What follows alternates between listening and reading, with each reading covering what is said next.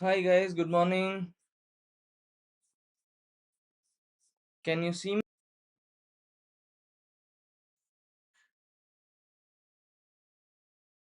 Hello.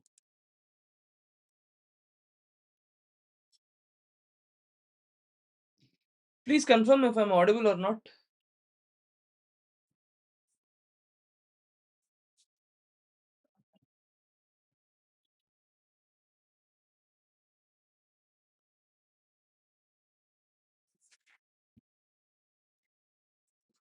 Yes.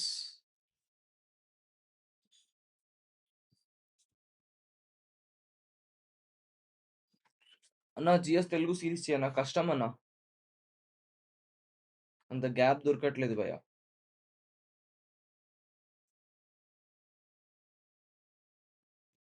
So shall we start? Yes. So shall we start?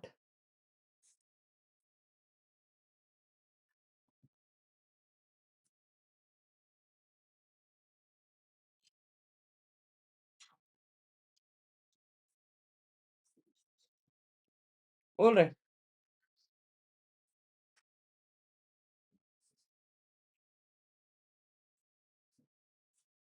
Okay, let's start with the first question.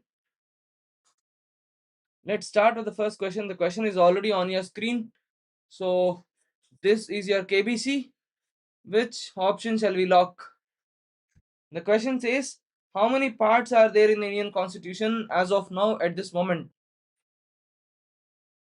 At which option shall we lock? Thank you.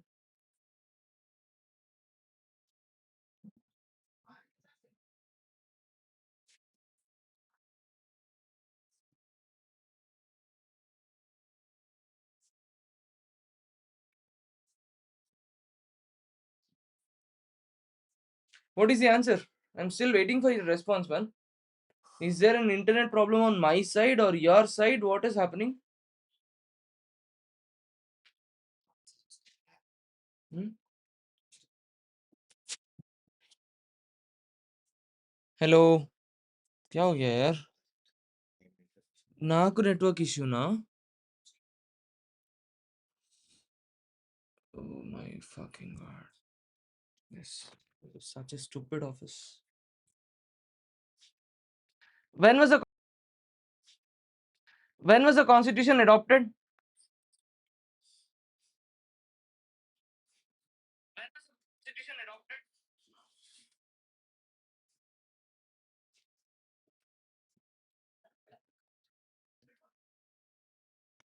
26 November 1949 good in the original constitution how many parts are there in the original constitution how many parts are there perfect now we are going on proper track great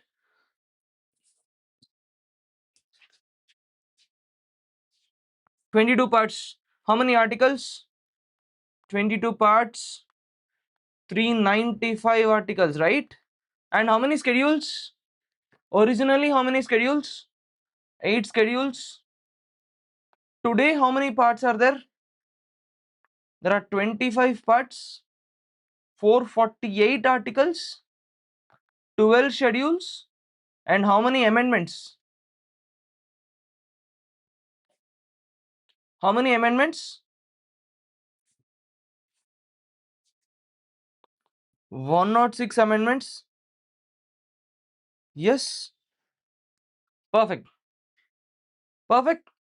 22 parts 395 articles 8 schedules originally today there are 25 parts 448 articles 12 schedules and 106 amendments right now you see the next question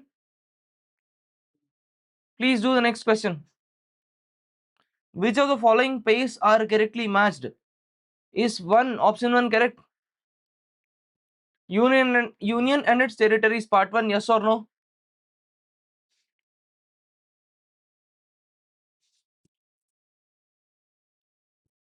union and territories part 1 yes citizenship part 2 union Which option is right?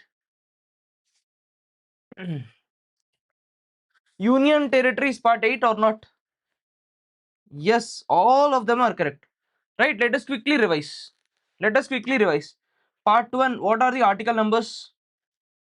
Part 1, what are the article numbers? Union and its territories, article numbers? Article 1 to 4. Citizenship? Citizenship is 5 to 11. Citizenship is 5 to 11. Yes. Emergency, what are the article numbers of emergency? In emergency, what are the article numbers? 352, 356, 360, 352, 356, 360. Yes. 350 is national emergency. 350 is national emergency. 356 is president rule, which happens in a state. And 360 is financial. 360 is financial, right? 352, 356, 360. This is very, very important. Multiple times they asked it in 2025 or various exams. Forget 2025. You write any exam, these are basic questions. They will ask you emergency articles, etc., etc. This is very normal. Now you see next question. Do this.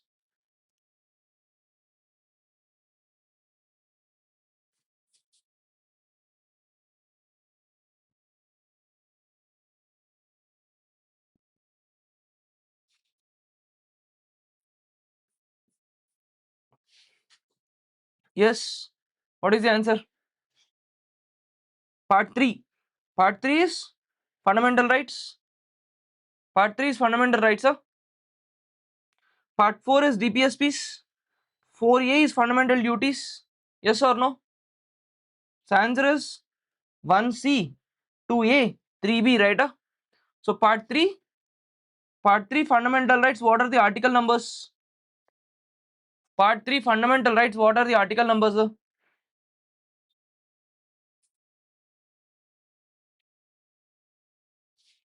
Fundamental rights article numbers are 12 to 35. 12 to 35, very good. What are DPSP's article numbers? DPSP article numbers 36 to 51. DPSPs are 36 to 51. Now you tell me fundamental duties through which amendment? Fundamental duties are added through which amendment to the Indian Constitution? Fundamental duties, which amendment? 42nd amendment, very good. 42nd amendment. Article number 51A, right? 42nd amendment, article number 51A. Nice. 42nd amendment was in the year 1976. 42nd amendment was in the year 1976. Nice. Now you see next question.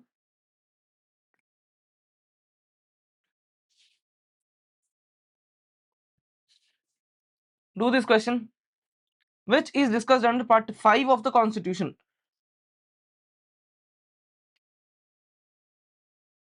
Part 5 of the Constitution. Yes, union government. So what falls under union government? You have executive. We have union executive is there. Then we have parliament. Executive is president, prime minister, all these people. Then we have parliament. Then we have legislative powers of president. Legislative powers of president. Special powers are there. Then we have judiciary. Then we have judiciary. Finally, we also have comptroller, auditor general. All these fall under part 5, right? All these fall under part 5 of the Constitution.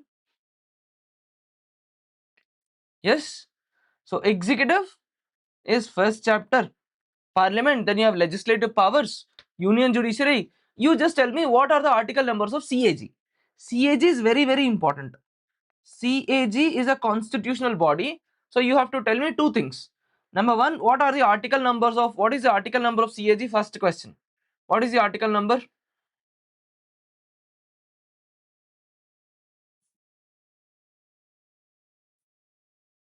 Yes.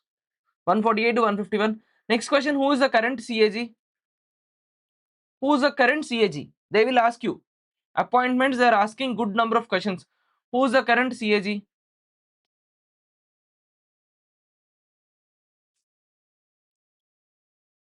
Any answer? The answer is K. Sanjay Murthy. Okay. The answer is K. Sanjay Murthy. Yes, yes. GC Murmu is long gone. Murmur, Haldiram's Murmure, all that is long gone. Okay. It is K. Sanjay Murthy. GC Murmu is over. Okay. Now next question, please.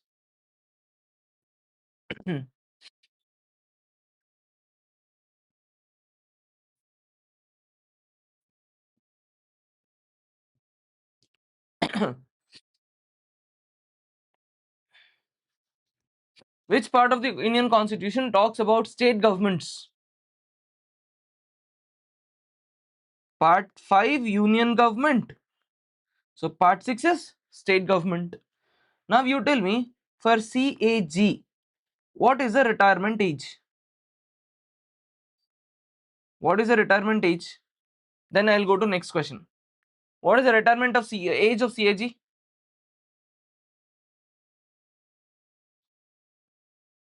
6 years or 65? 6 by 65. See, this is how I used to remember things, okay? So for CAG, it is 6 out of 65. That is 6 years or 65, whichever is earlier. 6 or 65, yes. Next question.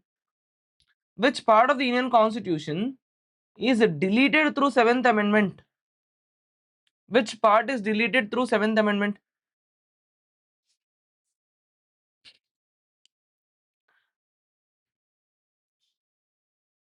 First tell me, what is 7th Amendment about? What is 7th Amendment? 7th Amendment is about reorganization of states, okay? You might have studied about this already. Definitely you should have studied about this. In fact, this is about reorganization of states. Okay, after the Potti Sriramulu thing that happened, there was reorganization of states. So when there was reorganization of states before 1956, okay, before 1956, states were divided into Part A, Part B, Part C, Part D. There were 4 categories of states. All this was cancelled, okay? All this was cancelled, all this was removed, and then new states were created. So all this part changed Part 7 of the Constitution. 7th Amendment, all of this A, B, C, D, all these were written in Part 7. See, the logic is simple.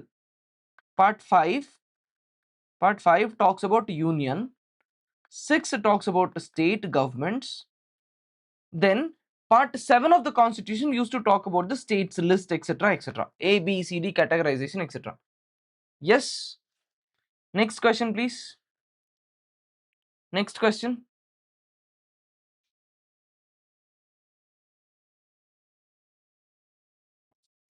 7th question.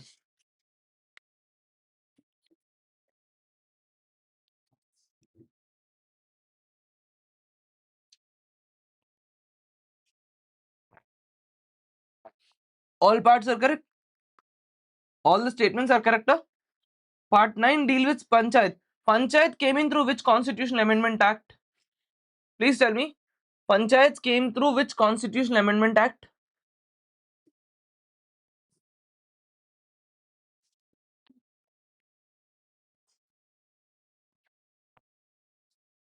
73rd Constitutional Amendment Act. Municipalities through 74th Amendment Act. Yes. Right? Huh? Cooperative societies through which Amendment Act? This is important. Cooperatives, they will ask you which amendment? 73, 74. Very good. Schedules are also revising. Very good. Tell me, what about cooperative societies amendment? This is also important. Atul Varghese, no, it's not 91. It's not 91, it's 97. 97th Constitutional Amendment. Article numbers, please. Article numbers of cooperative societies. You remember? Huh?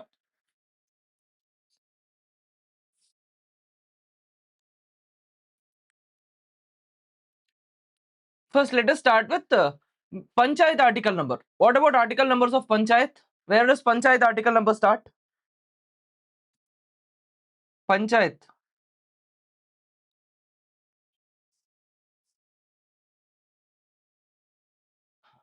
243.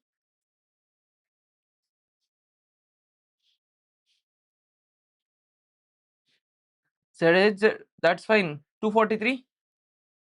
Panchayats 243. Municipalities. Municipalities. Municipalities, please. 243P to ZZ. Now cooperative societies. 243 ZH to ZT.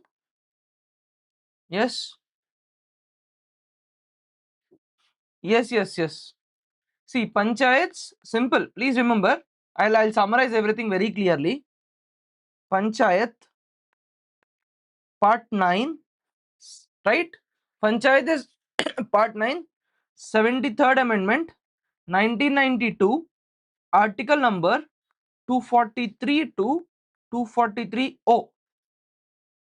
Then you have municipalities, part 9A, 74th Amendment Act, 1993, 243P. It starts at 243P and it goes till 243ZG. Then it is cooperative societies, which is 9B, 97th Amendment Act, okay, 97th Constitutional Amendment Act, 2011. This is from 243ZH to ZT. This table is very, very important, okay? This table is, do you have any piece of paper with you? All the must revise facts that I'm going to write on the screen, are you writing on a piece of paper? Yeah, sorry, yeah.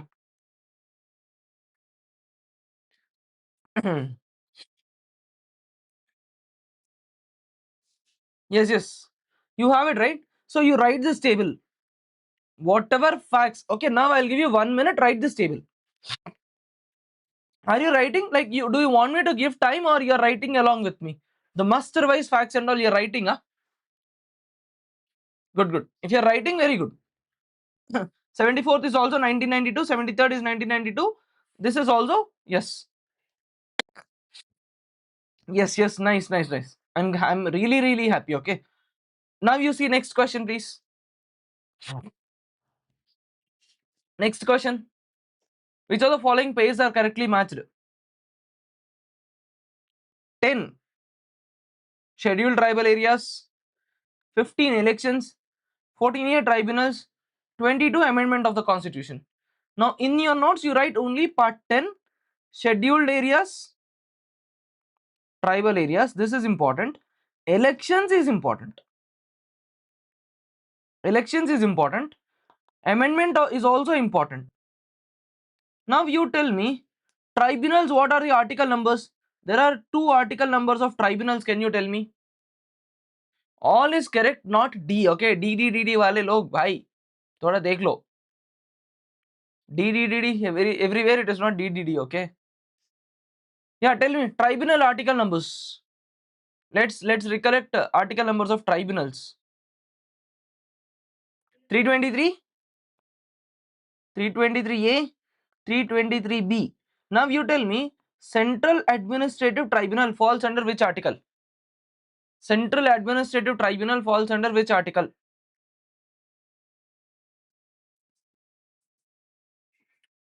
Central Administrative Tribunal, which article? A or B?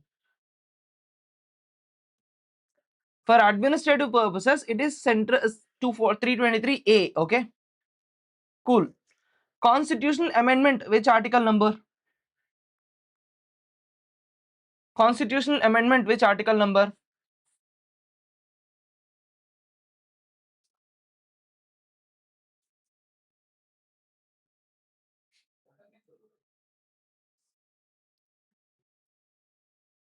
Three 368. Good. Next question.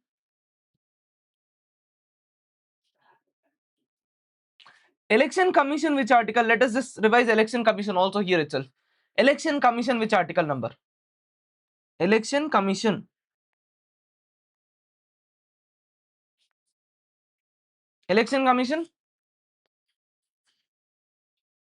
324. Very good. Nice, nice. Election Commission 324. 323A, 323B is for tribunals. Good. Now you do next question, please. Part 11 of the Constitution talks about. Part 11 of the Constitution talks about.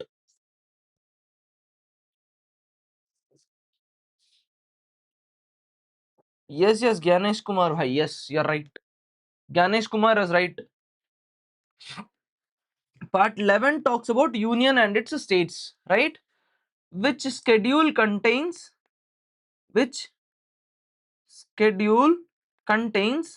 union list, state list, concurrent list?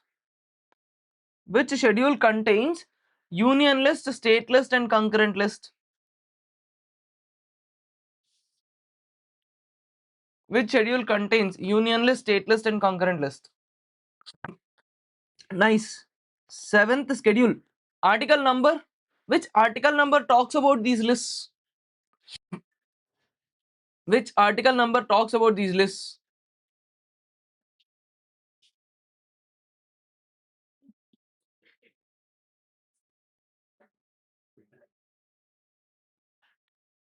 Part 12. Sorry, sorry. Yeah, part 11. Article 246. Very good. Article 246. Yes. Right. Let's go to next question. Do this question, please.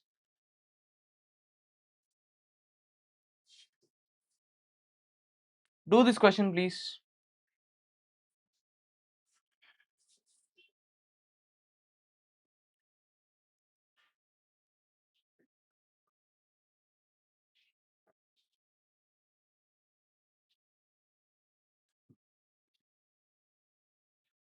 Yes. Consider the following statements about part 13 of the Constitution. It deals with the trade, commerce, intercourse within the territory of India. This statement is correct. It provides for freedom of trade, commerce and intercourse throughout India subjected to constitution provisions. Yes, 1 and 2 are correct. Now you tell me, which article deals about the legislative powers between union and state? Yes, yes. Which article deals about the legislative powers distribution between union and state?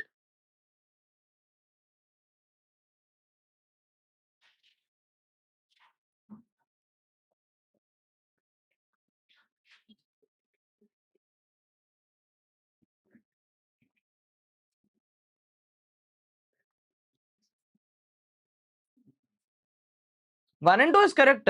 But which article deals with the distribution of legislative powers between union and state? Nice. This is 246.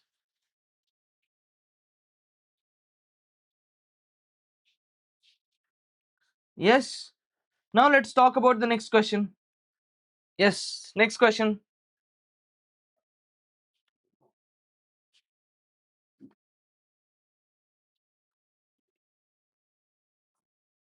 One minute. Girish भाई थोड़ा studio का door close कर दो यार, पूरा पानी का आवाज आ रहा है। वो होने के बाद खोल दीजिए, ठीक है? नहीं, होने के बाद खोल दो। Okay. Which part deals with official languages?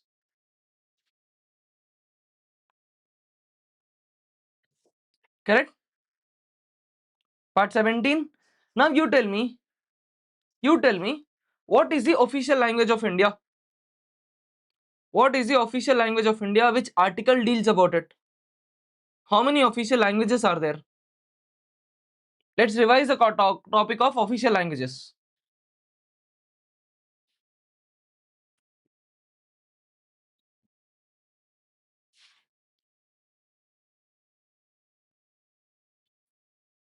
What are the official languages of India? There are two official languages. Wait. Yes, this is a nice trap, okay? Nice, Allah. Whoever is saying 22, 22, 22, take 1 second, clap yourselves, okay? There are two different words. Official language, there are two official languages, Hindi, English. Then there are scheduled languages, okay? There are scheduled languages, okay? Scheduled languages are 22. Scheduled languages are 22. Official is the work, I mean the languages where your acts are written, government of India's acts are written, they are official languages. Beyond that, there is nothing like that. You only have scheduled languages. Scheduled languages are 22, they are written in 8th schedule. Let us quickly recollect all the scheduled languages. Starting with, let's say, Assam. Okay, I usually remember this in see, what I usually do is for official languages, or sorry, for scheduled languages, I remember only the exceptions. For example, let us say Assam, Bengal's Bengali, Gujarat Gujarati, Karnataka Kannada, Kashmir Kashmiri, Hindi, Malayalam, Marathi, Odia, Punjabi, right? You don't have to remember all these things. Tamil, Telugu, all these things are already there. There are certain exceptions. For example, you have, let's say, Bodo, which you don't know. It's Assamese language which people usually don't know. Bodo. Then there is Dogri, right? Then you have Konkani, which is not known so much. Then you have Maithili language. Then you have Nepali. Nepali is also the scheduled language of India. Then you have Sindhi, right? I remember these things. The rest, what I know is, I know that all of them are Indian languages, and based on that, I do eliminate. Yes, this is how I learn this. This is what it is, right? So official language, Hindi and English. Official language is a language which is used by government of India for acts, and the language which is used in courts, legislative documents, etc. Both are different. Official languages, it is Hindi and English, right? Now next question. Which part deals with emergency provisions? Which part deals with emergency provisions?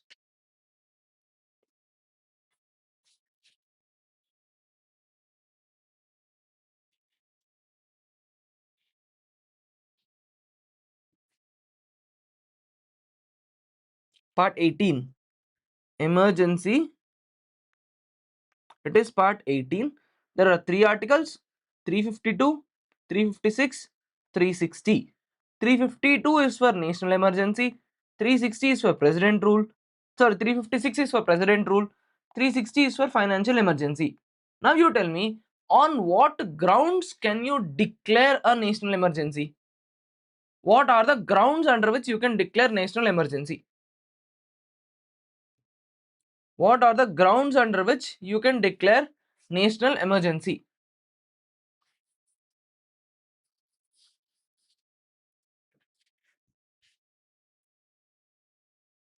War and aggression, war, aggression, and what is the other word?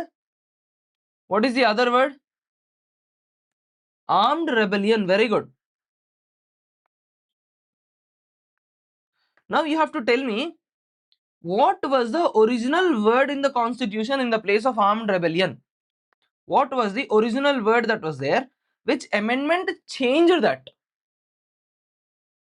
Yeah, infiltration, disruption, law and order, all these are wrong, okay? Constitution clearly gives three words: war, external aggression, and armed rebellion. Only these three words are correct. Any other word is there in the option, it's wrong. So originally it used to be internal disturbances. It used to be internal disturbances. This was removed and replaced by armed rebellion, under which constitutional amendment? 44th amendment. Nice. Okay. And if you want to practice all these questions in the form of quizzes, in Siddhi app there is Vajra test series where there are 45 questions, sorry, 45 tests. Each test has got 50 questions. So all in all, there are 2250 questions.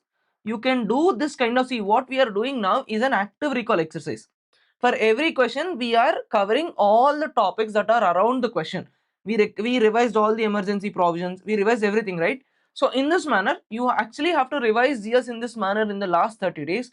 And for you to do that, you have Vajra, which is a test series which you can use it to practice. Now let's go to next question. How many schedules are there in the constitution? How many schedules are there? Vajra, Astra, all these are weapon words. Okay, all these are your weapons for you to not to halla bol on SSC. Right. How many schedules are there? 12 schedules. 12 schedules are there presently. So originally how many schedules were there? There were 8 schedules. Over a period of time, 9, 10, 11, 12 were added. Let us recollect the 12 schedules once. Let us quickly recollect all the 12 schedules. What is first schedule? Like, let us recollect the schedule so that we will solve questions on schedules. What is first schedule? I remember this with the help of a logic also. I'll tell you now. See, first thing that you need is you have to create a state, right? So first schedule is state or union, whatever it is, state UTs and boundaries. Without the existence of a state, there is no nothing that you can create around it, right? So first is state. Once there is a state, you will have employees. So second schedule is about salaries. Salaries and salaries of whom? Salaries of president, governor, judges, etc., etc. So second is about salaries. Now you created a state, you defined the salaries, people will come. When people come, you need to have oath. So third is about oath. Oath of what? Oath of officials, candidates, etc., etc. Third is oath. Oath bhi ho gaya. You have a state, salaries are there, people came, they took oath. Now you want what? You want to give them a seat. So fourth is about a seat. Seats of what? Seat allocation in Rajya Sabha. But my keyword here is seat. I created a state, I announced salaries, people came, I administered oath, I gave them a seat, they sat now. Now I have to tell them how you are administering. So fifth schedule is about administration. Administration of what? Scheduled areas. Fifth is about administration of scheduled areas. And within scheduled areas in India, there are certain specific areas. So sixth schedule, I have a separate list of areas. Sixth schedule, I have AMTM states, Assam, Meghalaya, Tripura, Mizoram. Now, state is there, salaries are there, people came, oath is also over, seat is given, we spoke of administration. Now we have to divide powers because they have to start now. If they have to start, they should have a clear-cut clarity on what they are doing. So seventh schedule is about union list, state list, concurrent list. This is seventh schedule. List is also over. So state is created, salaries are announced, people came, you gave them oath, you gave them seat, you told them administration, you divided power. Now in what language they will talk? In what language will they talk? So eighth schedule is about languages. Scheduled languages. Till here there is a logic. Now if I start constructing logic hereafter, it will now sound like Ghatiya logic. So I will not create any logic here. Hereafter you have to remember, okay? I don't want to create any new Ghatiya logic till here because till here is the logic which is valuable or valid. Ninth schedule is about laws related to land reforms, etc. Okay, ninth schedule is a special schedule that has been created. Ninth schedule is for land reforms, etc. 10th schedule is about anti-defection law. 10th schedule is about anti-defection law.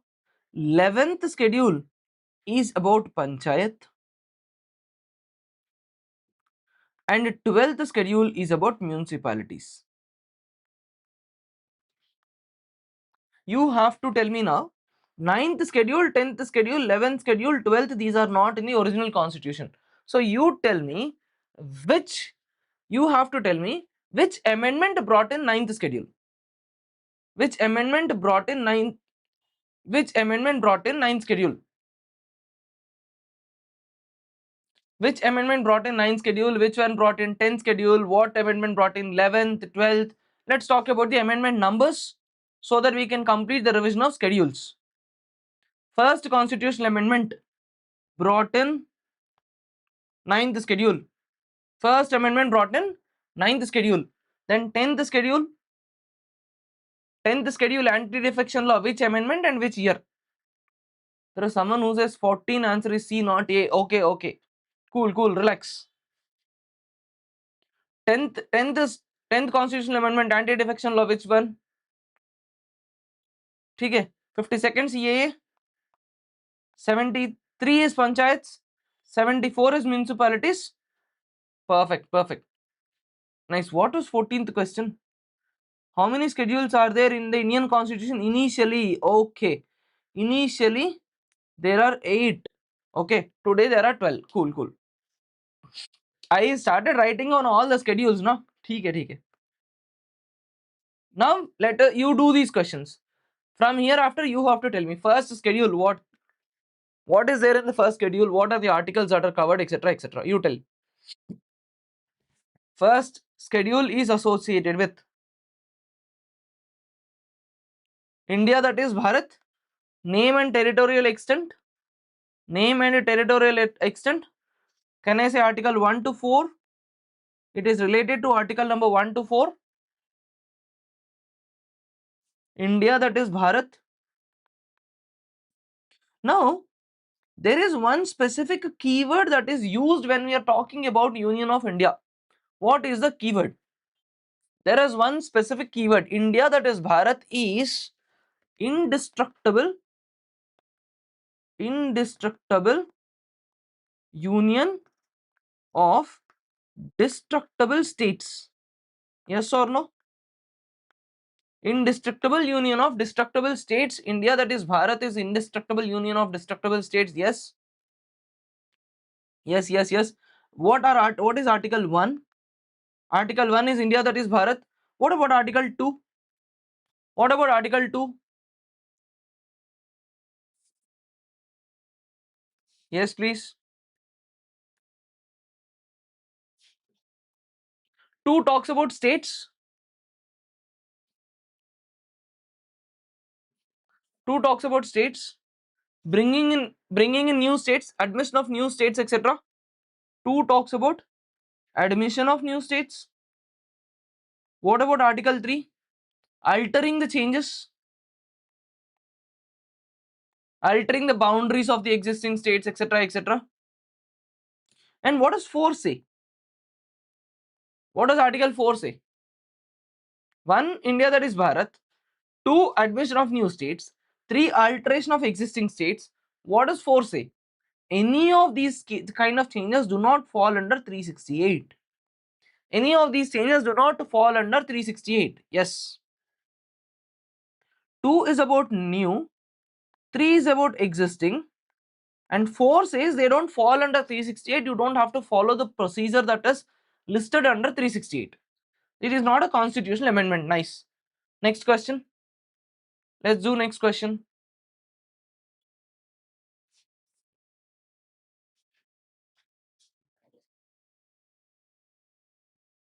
Which of the following is correctly covered, or which of the following is under second schedule?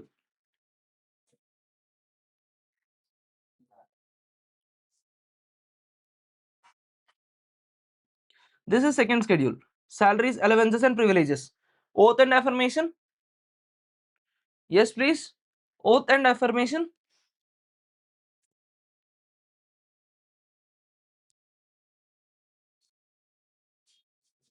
Oath and affirmation, which schedule? Created a country, announced the salary, next people came. So, oath and affirmation. Third schedule. Once people came, you gave oath. Next, what to do? Give them seats. Recollect this. People came, you have to give them seats. Seats of Rajya Sabha fall under fourth schedule. Yes. So tomorrow, let's say there is a question. Question says, which of the following authorities' salaries are covered under the second schedule of the Constitution? Option A, President. option B, or let's say 1, 2, 3 kind of we will write, okay? 1 president, second is prime minister, third is, let's say, let us go for judge of a Supreme Court. Which of the following salaries are covered under second schedule? Which of the following are covered under second schedule? Option A 1 and 2, option B 2 and 3, option C 1 and 3, option D 1, 2, 3.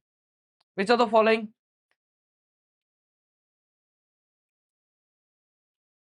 Yes, please remember, under second schedule you don't have political authorities. You don't have PM, CM, COM, etc., etc. You don't have. Remember this. Please remember, you don't have these kind of things. All constitutional authorities only.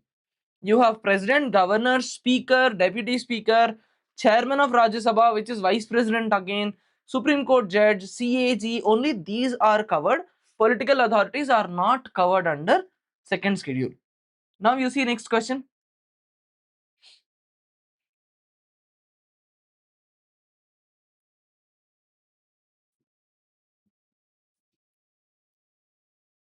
Newly elected members of parliament has to take an oath under, oath falls under third schedule. Okay, third schedule oath is related to union ministers.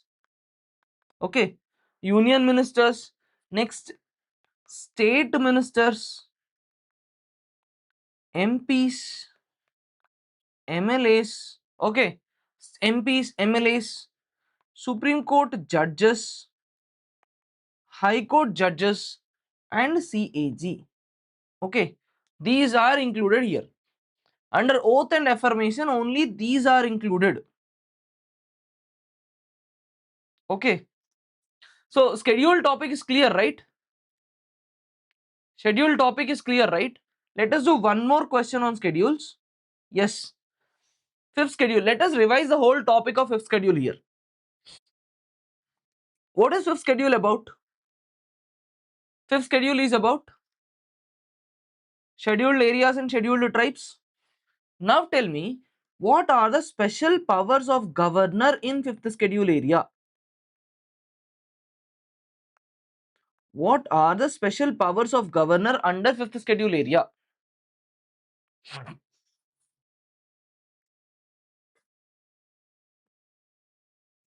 Governor can make regulations. Governor, yeah, BBB is correct. BBB is correct. Yes, yes, yes. What are the special powers of governor? Governor can make laws related to. Governor laws are related to what? Transfer of land.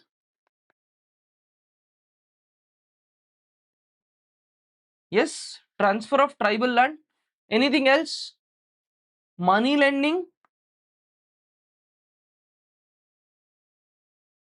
Right? Now, to bring in grassroots democracy, etc., in tribal areas, or to increase people participation, there is one specific body that has been created under fifth schedule. What is that?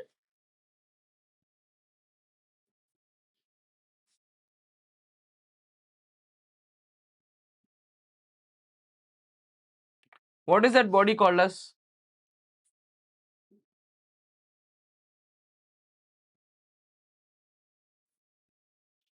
Yes, you call the body as Tribal Advisory Council, right? Who declares an area as a scheduled area? Let us quickly revise all the key provisions, okay? Let us quickly revise because they are asking good number of questions on scheduled areas. Who can declare a scheduled area? Declaration of a scheduled area is done by President. First is declaration. Declaration is done by the President. Governor role is, Governor has to submit annual report to the President. Governor has to declare annual, he has to give an annual report to the President. And Governor can also say, he can also say certain central laws or state laws These are applicable with some modification. So he can modify the laws, right? Then there is tribal advisory council. Tribal advisory council can have up to maximum of 20 people. Maximum of 20 people, yes. And in this, three-fourth of the tribal advisory council people belong to scheduled tribes who are a part of that particular state assembly, right? Yes or no? And these people are from their state assemblies. They are a part of tribal advisory council. And governor can also have regulatory powers. Governor can have regulatory powers. He can restrict transfer of land. He can restrict the transfer of land to the outside people, etc., etc. He can regulate it. He can also regulate money lending. So these are various powers, right? Now you tell me, there is one act within India which is known as PESA, Panchayat Raj Extension to Scheduled Areas Act. When was this act brought in?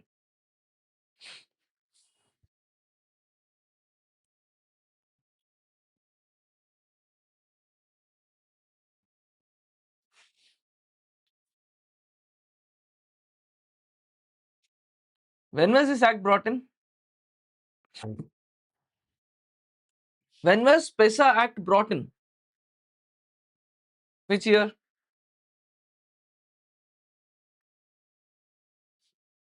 1996. Cool. Right. Now, one more question. In India, how many states have scheduled area? See, in fifth schedule, how many states in India have this scheduled area? Scheduled area topic is important. I want you guys to revise it properly. How many states have scheduled area?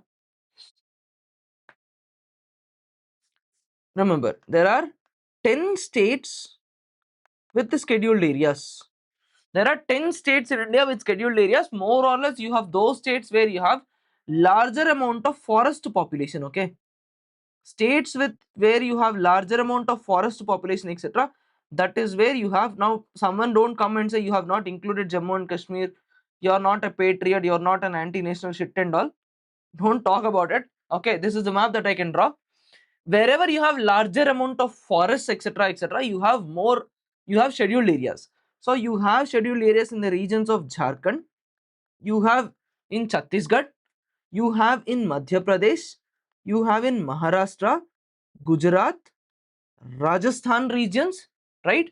Then you have Telangana region and you also have Andhra Pradesh region, right? You have Chhattisgarh, you have Jharkhand, you have Gujarat, Madhya Pradesh, Maharashtra, then you also have Orissa region, Rajasthan region, and you have one exception which is Himachal Pradesh. These are the areas. Now you might ask me, there are a lot of forest regions in the Western Ghat regions in the states of Karnataka, Tamil Nadu, Kerala, etc., etc. These regions are more socially empowered.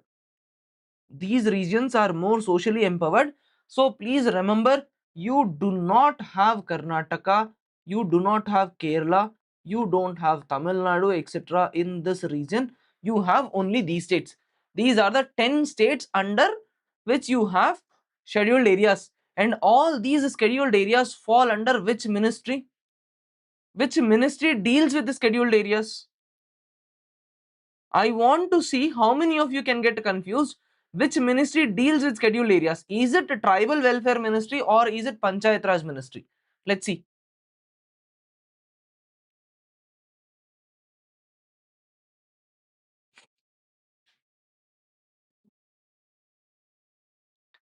Which ministry deals with? Till now everybody was telling B, B, B, B, A, A. Let's see. अब बताओ. ना भाई. No, no, not tribal welfare ministry, okay? Tribal welfare ministry is wrong. This is where most of the time you can get confused. It is Ministry of Panchayat Raj that gives you the list.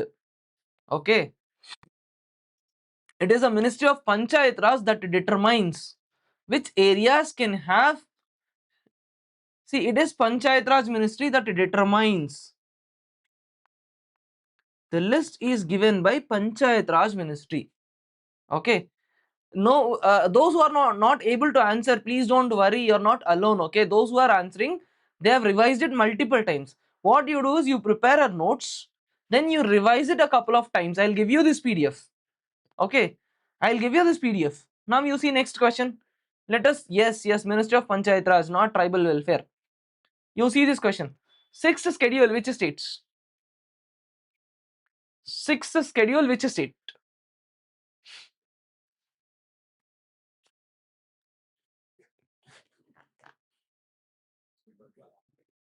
AMTM. AMTM, okay. Or you can say ATMM. Now you might get confused what is M, because there are a lot of states in Northeast. Please understand, in Manipur there are a lot of issues going on. Manipur is not in sixth schedule. Okay. Manipur is not in sixth schedule. There are a lot of issues that are going on. You can link it like that and you can remember. So sixth schedule falls under Assam, Meghalaya, Tripura and Mizoram. These are the sixth schedule states. Now you tell me, let us quickly revise sixth schedule also. Article number I will revise, okay? I don't want you guys to feel bad. Those who are not able to answer, I don't want you guys to feel bad. So I will revise sixth schedule for you. First, which states? The states are AMTM states.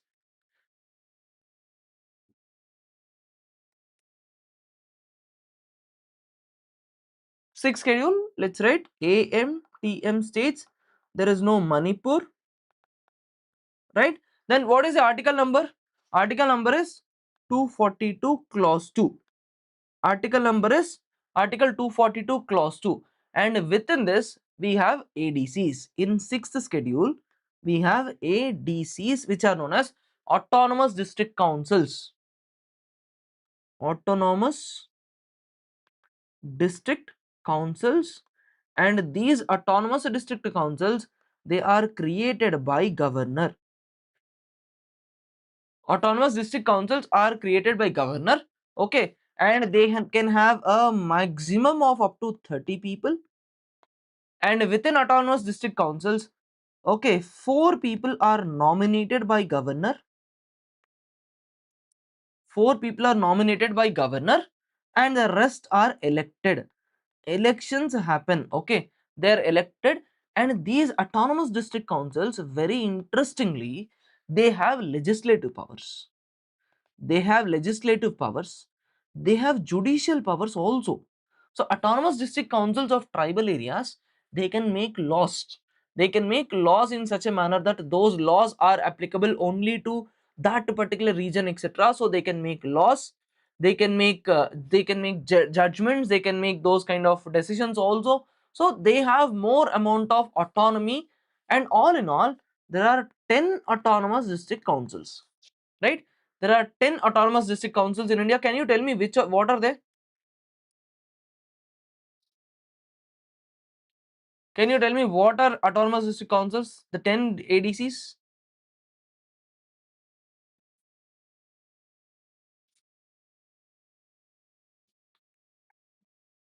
Yeah, ADCs can do their own things.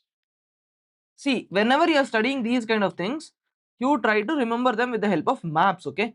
Even for ADCs also, please try to remember them like, yes, it's more or less like 370 only. Even for ADCs also, you remember them only with the help of map, okay? For example, let's say you start from the region of Sikkim, then you have the entire northeastern region for you, right? Let's say this is Bangladesh.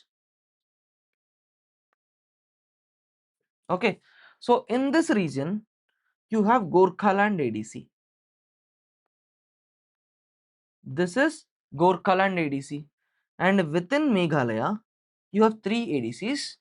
One is Garo Autonomous District Council, then the second one is Khasi, then third one is Jaintia. Okay, so in Meghalaya you have Garo, Khasi, Jaintia Autonomous District Councils. This they can ask you. Then you also have in the same region, you also have, this is Dima Haso ADC. This is Dima Haso. And in Assam regions, in this region, here you have Karbi Anglong. Karbi Anglong ADC. Okay. Then in Mizoram region, you have 3 ADCs. In Mizoram, you have 3 ADCs. Mara ADC. Then you have Lai Administrative ADC. Then you have Chakma ADC. These are the tribal people, the names of the tribes. And in Tripura region, you have Tripura ADC. Tripura Autonomous District Councils, you have Tripura ADC. Right? And in Assam, you also have one more ADC, which is Bodoland.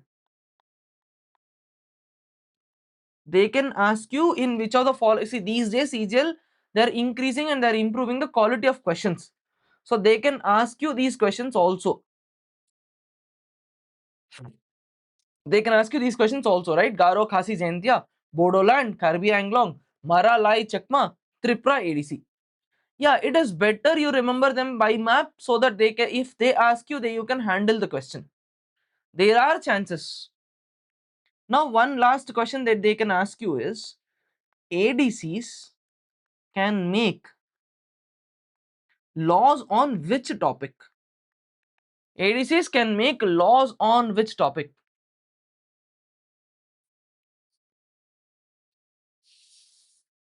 ADCs can make laws on which topic? I'll repeat it. Don't worry, I will repeat it. They can make laws on land, okay, forest, customs, marriages. They can make laws on these kind of topics. Inheritance. Okay. Land. See, all this is completely linked upon the tribal way of life and the resistance. First, you just give me, let us spend a couple of minutes on this, because how many of you are beginners in the class? How many of you are beginners here who feel that I am not able to answer these questions, I don't know this? How many of you are there? How many of you are here like that?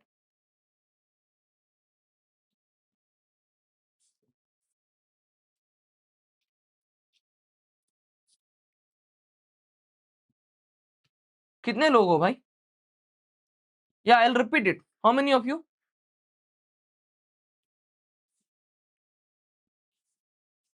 See, those who are beginners, etc., etc., please don't feel that you're missing out on things. Don't feel bad or don't think that I'm not able to answer. Those who are answering have already, I'm sure they have completed multiple times, they have revised all the PYQs, etc., etc. So if you're a beginner, what you do is you understand what kind of questions they're asking and what kind of revision we are doing. For example, if I take up a question, what revision am I doing, what are the topics that I'm picking up, etc., etc., you notice this, so that when you are studying the syllabus next time, you will be able to handle these things very easily. Okay, right. So these are the state wise ones. Gorkha land ADC is not under 6th schedule.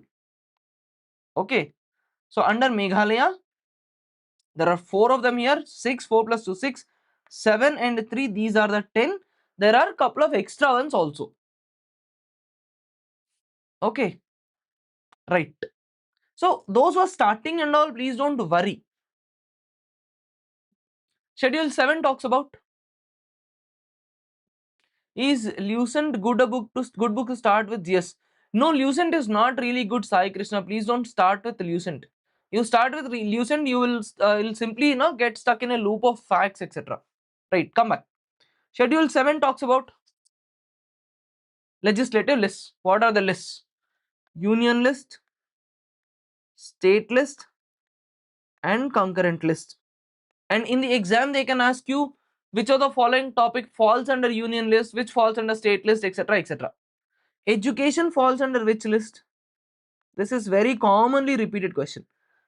Education falls under which list? Gorkha land is not an ADC under 6th schedule. Education falls under which list? Union list, state list, or concurrent list?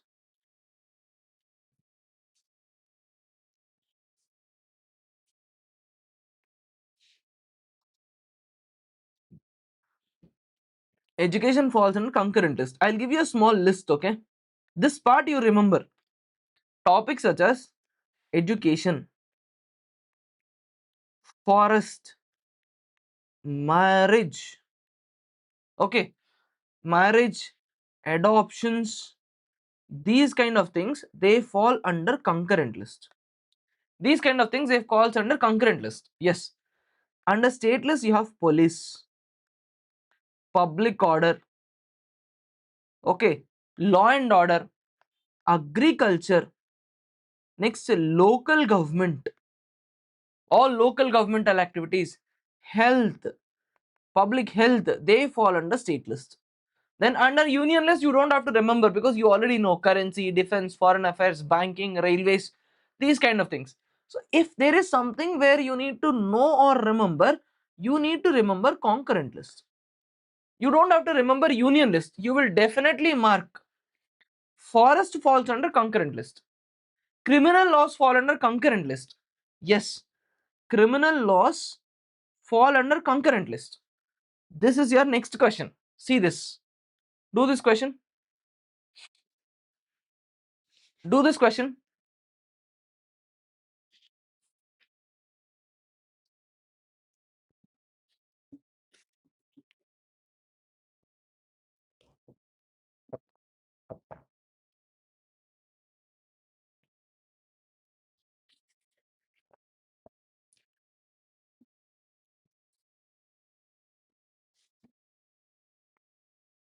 BBBB, yeah.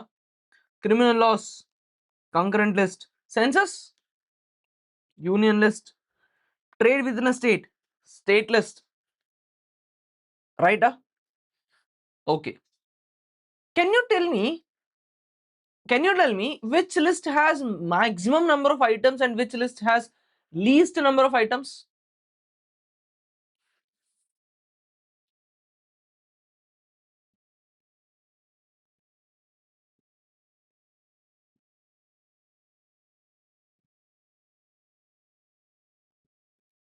Yes.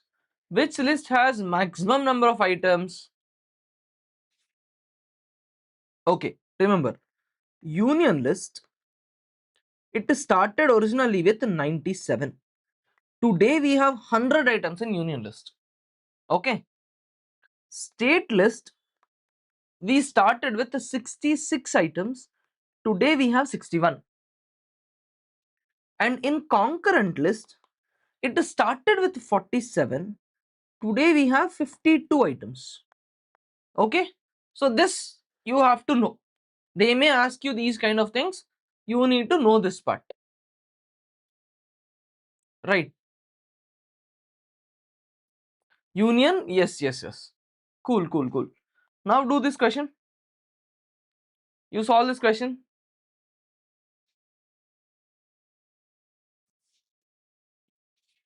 Union list defense. Yes. State list police. Yes. Concurrent list education. Yes. Union list agriculture. Union list agriculture. Wrong. Agri falls under which list? Agriculture falls under which list?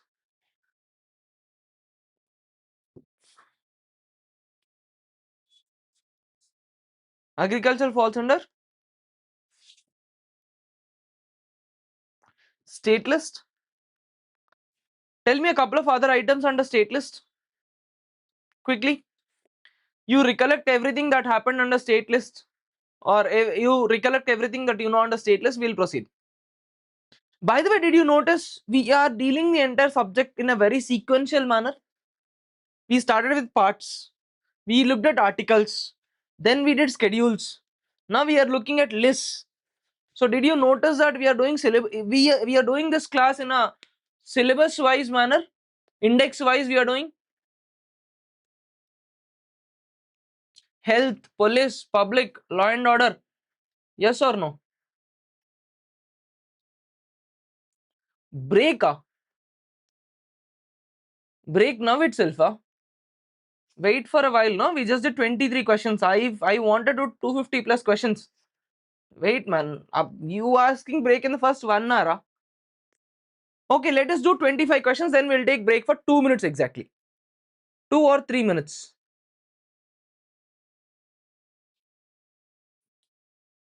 You want break or not?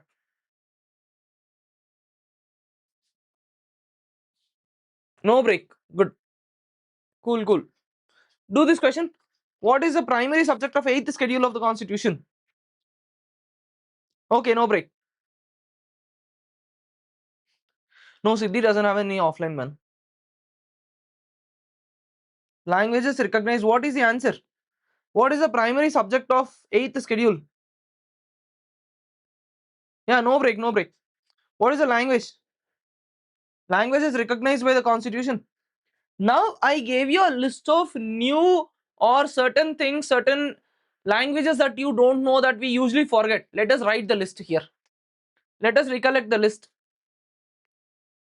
How many languages are there?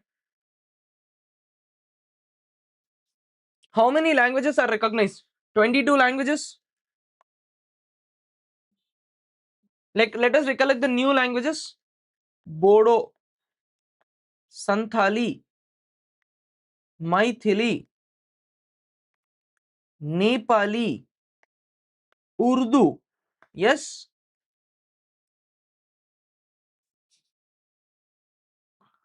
In what?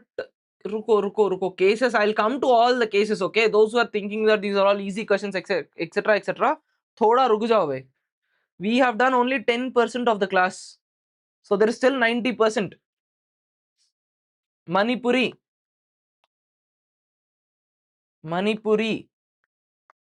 Yes. Cool. Konkani, Sindhi. Nice. Sindhi. Konkani. Now you see this question. Abhi bolo, you tell me all the constitutional amendments through which these languages were added. First, you tell me which of the following languages were added. Now you will say CCC. I know that it is all of them, but you tell me which constitutional amendment added Sindhi. Which constitutional amendment added Sindhi?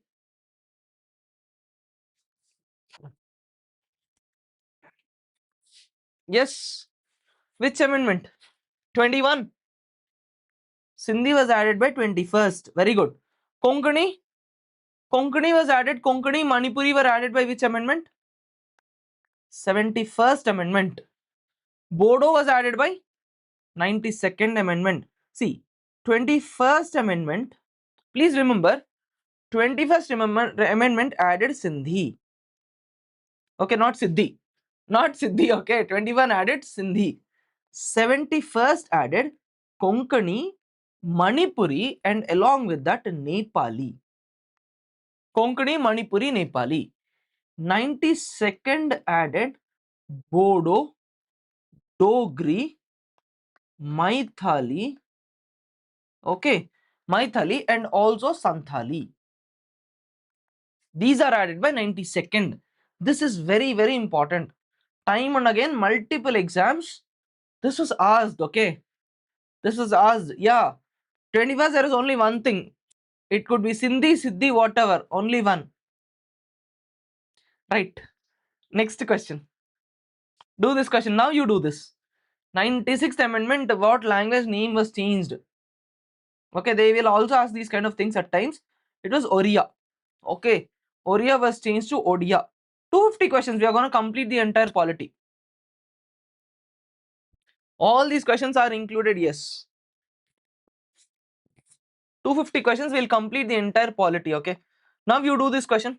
27th. Consider the following statements regarding 9th schedule of the constitution. Which statements are correct?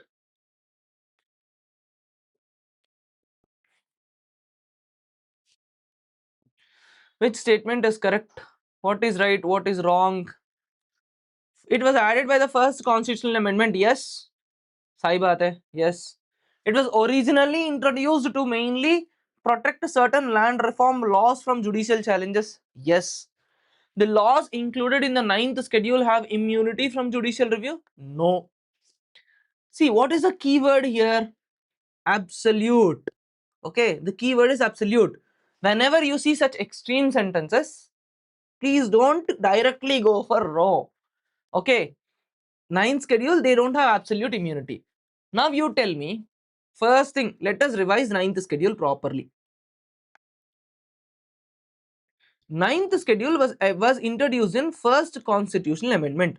But why was this introduced? See, ninth schedule is important in exam perspective. They will ask you in multiple exams. So ninth schedule was actually introduced as a part of first constitutional amendment. The reason was very simple. India wanted to go for land reforms. India wanted to implement lot of land reforms. But what was happening was, in the original constitution, right to property was given as a fundamental right. And in the initial days of the constitution, there was a lot of fight between parliament and judiciary whether they can amend the constitution or not, etc., etc.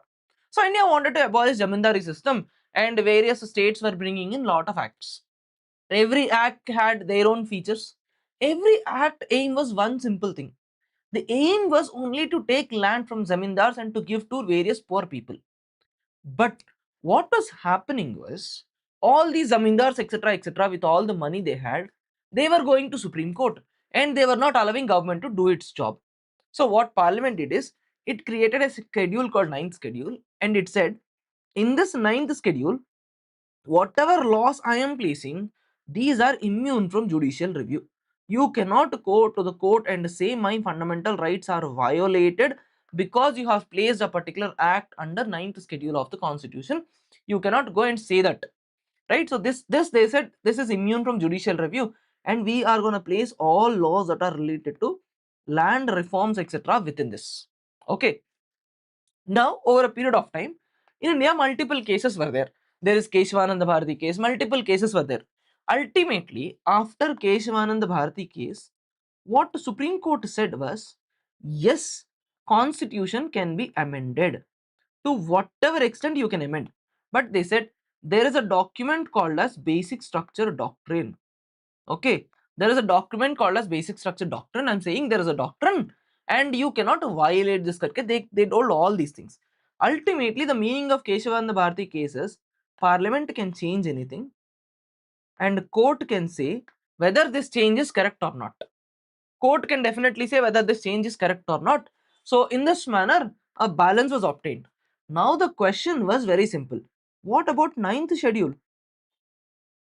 Because constitution, the amendment of the constitution said, if you are putting something in the ninth schedule of the constitution, it is immune to judicial review. Now Keshavananda Bharati case says, no, it is not like that. The question is, what happens to the ninth schedule? This was decided in the case which is known as IR Coelho case. This is important. With respect to ninth schedule, the case is IR Coelho case. I fondly remember this was a direct mains question that was asked in UPSC. If I'm not wrong, it was in 2017 or 16 mains. 15 mains period was where they asked directly, what is IR Coelho case? So in IR Coelho case, what court said is, even if it is ninth schedule, there is no absolute immunity. Okay, there is no absolute immunity. There is no absolute immunity. Whatever laws are there, even in ninth schedule also, if you are placing them before 24th April 1973, yes, they are immune. But whatever are there after that, they are not immune. Right? This is the whole story about all of this.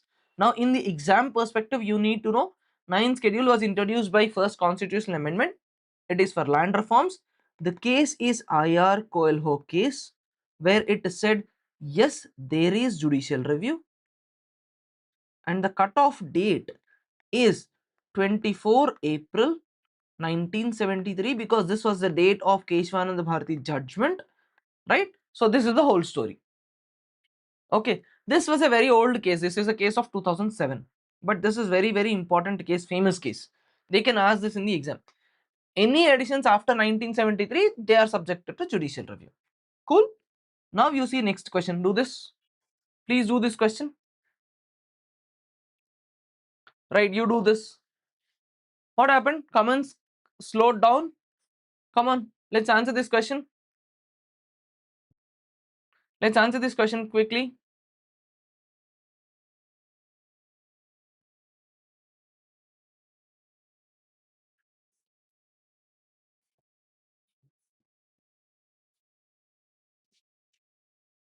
Mic testing 1 2 3. No answer. Everybody slowed down. What happened? Acha, taking short notes. You okay? I'll give you 1 minute. Please prepare the notes. Yeah, please prepare the notes. I'll keep the slide. I'm giving you 1 minute. I will write on the slide about IR Kohlo case. Okay. Yeah. Take a minute. Take 1 minute and write the notes. Cool, cool. I'll not rush.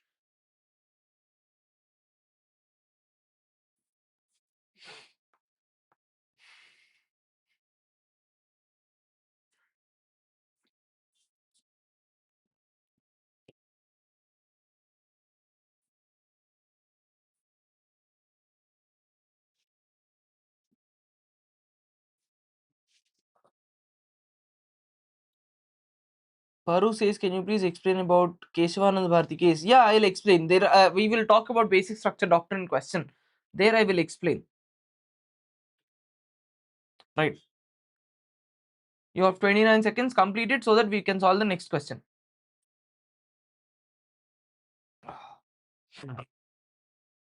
Yes, this will be posted to you. I will give this.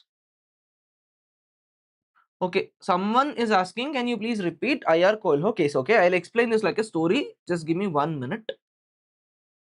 Indian Constitution was adopted. When was it adopted? Tell me. In which year Indian Constitution was adopted properly? Ruko, ruko. I'll explain. रुक जाओ रुक जाओ 1950. Indian Constitution was adopted in 1950. Now, when this is adopted, there was one big problem in India. There was one very big problem in India. The problem was about land holding size. The problem was about land holding size. What happened was in India, around less than, let us say, 10% of the people, or for that matter, let us be slightly optimistic, around 15% of the people, they held more than 70 plus percentage of the land, and all the other 85% of the people, all the other 85% of the people, they were dependent upon 30% of the land. We call this problem as fragmentation of land. Fragmentation of land. Now, fragmentation of land has lot of problems. First problem is, you cannot invest more on land because you have a smaller land. You can't invest on land. When you can't invest on land, it means you will have a low agricultural productivity. Low agricultural productivity meaning is small farmer will remain poor. Then you will have problems of tenancy, right? You will have problems of tenancy. All these problems are there. Even today we have this problem. So considering all these things, Government of India wanted to bring in land reforms in India. Government wanted to bring in land reforms. One key aspect of the land reforms is, you take a land from zamindar and you have to give it to poor people. To implement this, Government of India and various state governments, they started to bring in land ceiling laws. Okay, land ceiling laws were being brought in. The meaning of land ceiling law is, for example, let's say there is a zamindar. The law would say you cannot have more than 50 acres. If this guy, for example, he is having 200 acres or 250 acres, the difference of 200 acres, these will be taken away by the government. These are called as land ceiling laws. Okay, but the problem in the Indian Constitution was fundamental rights. It gave right to property. Okay, this is a classic example where people would have lobbied and there was right to property.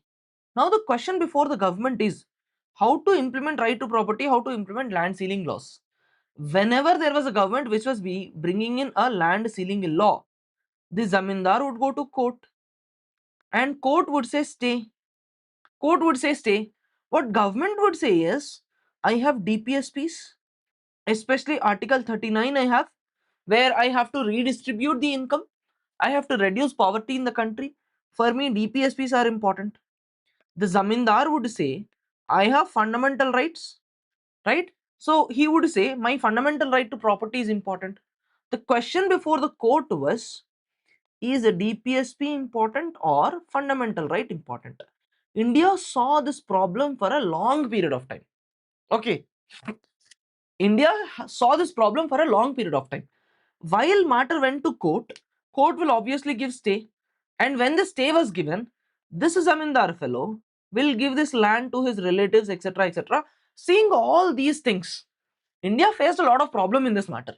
Looking at all these things, Pandit Nehru thought of one solution. The solution that he thought is, in the constitution, let me create a separate page. I will create a page and I am going to call this page as ninth schedule. And he said, whatever I write in this schedule, I will say, I am saying that you cannot go to court on this matter. This is exempted from judicial review. You cannot go to the court on this matter. So what Nehru thought is, any law that is related to land reform, I will place under this page, so that even if they go to the court, this gets cancelled. But India being India, over a period of time, lot of laws were being implemented, written in this. One, two, three, four, hundreds and hundreds and hundreds of laws, multiple laws were being added into the ninth schedule. To an extent where, in the state of Tamil Nadu, if you know, there is around 69% or 61% of reservation, if I'm not wrong. This reservation law is also present in the ninth schedule. So people started to use this ninth schedule for all sorts of purposes. So on government side, okay, let if you see this like a storyline, on government side, through first amendment, ninth schedule was implemented. They were using ninth schedule to bring in laws related to land, etc. And government was abusing the constitution. Government was writing whatever it wanted. Whatever it wanted, they were implementing. They were trying to amend the constitution the way they wanted. On the other side, the question is, can government do it like this? Because Indian constitution, if you remember, article 32 says you have right to constitutional remedies. If any of your right is violated, you can go to court. But government started putting everything under ninth schedule. So there was a long fight. Fight was a DPSP is important, fundamental right important.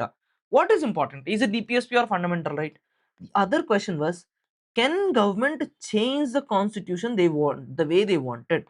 Can government change the constitution? Prime Minister of India to the point went to the point where they were declaring emergencies also. Okay, they were declaring all sorts of emergencies. All this kind of nonsense was happening in India. So it was at that particular point of time, Supreme Court delivered a beautiful judgment. The judgment was delivered on 24th April 1973.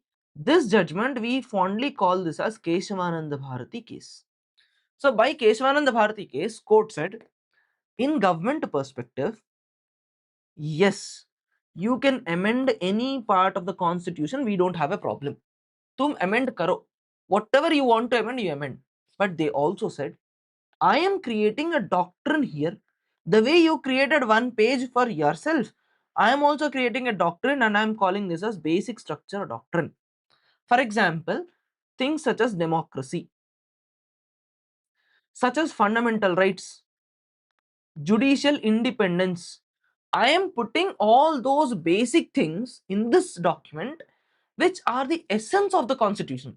You are the government. Tum government ho, tum kuch bhi change karo, I am allowing it. Does not mean tomorrow you come and say India is not going to be a secular country, India is going to be a Hindu country. Will you agree for it? No. The fundamental value of this country is secularism. So things such as secularism, tomorrow you cannot come and say there is no democracy. So fundamental things of this country I am putting under basic structure. You cannot change basic structure. This case is called as Keshavananda Bharati case. This happened in 1973. Okay. So this happened in 1973.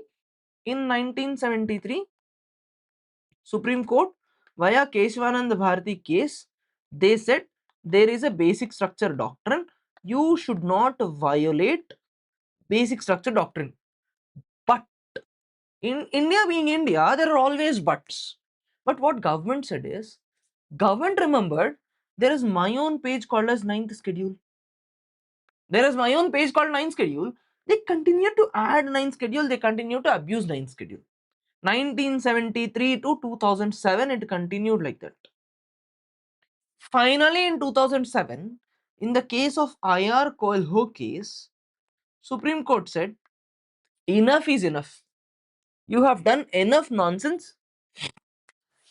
Okay, you have done enough amount of nonsense. Enough is enough. I am not going to allow you to abuse this ninth schedule anymore. So what they said was, before 24th April 1973, nobody knew about basic structure doctrine. So whatever nonsense you did before this particular date is okay. But whatever you are adding in ninth schedule after this date, मतलब I told you, मैंने तुमको बताया था कि भाई basic structure doctrine है, तुम ये सब घटिया काम नहीं कर सकते हो. फिर भी if you are doing that kind of nonsense, so whatever you have added after 24th April 1973, this is subjected to judicial review. This is IR Coelho case. This is the whole story. Okay, I hope you understood the whole story. Again, you take 30 seconds or 1 minute timer, you take 45 seconds and you take a look at your whole story. 45 seconds you take, you look at the whole story. This is how it happened. This is the whole story of IR Coelho case, basic structure doctrine, Keshwananda Bharati story. You can't understand Hindi. I do understand. That is why I'm speaking in English. But once in a while, it happens. Okay, I have to talk. I have to use some vernacular local language which I know when I have to express, right? There are certain expressions that comes only in your mother tongue or in Indian languages. You can't bring that expression in English. तो कभी कभार बह जाता हूँ. I do flow, right? Yeah, next question. Now you do next question. 10 schedule you do. Please do this question.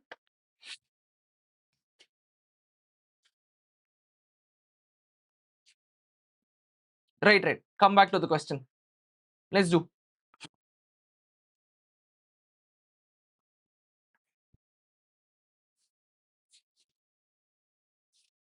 Absolute immunity is that it is not at all subjected to judicial review. You call it as absolute immunity. Right, let us do this. Consider the following statements about 10th schedule of the constitution. 10th schedule talks about the disqualification of legislatures. Yes. It was introduced by 52nd constitutional amendment. Yes. Then there was 91st constitutional amendment in 2003. Yes. We will briefly talk about it here. Okay, I'll not dwell much into it.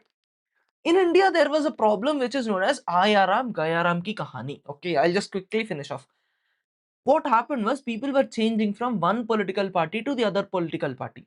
Morning BJP, evening Congress, next day morning Aam Aadmi, next day morning CJP, the next evening again BJP. This was going on.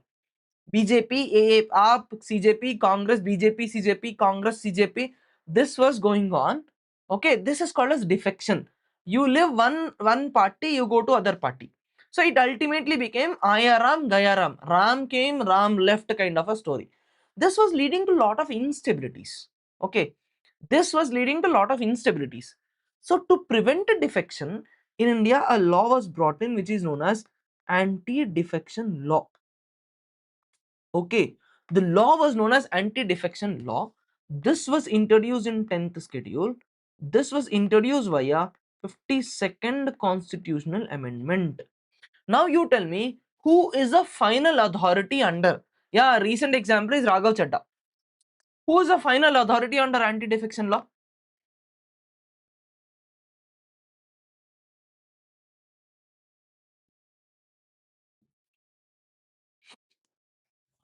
Who is the final deciding authority under anti-defection law? कौन है भाई?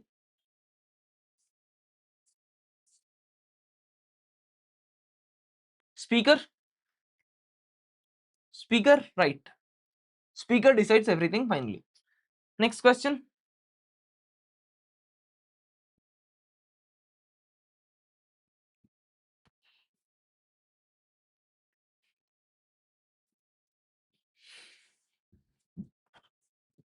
How many sub? Yes, speaker is correct.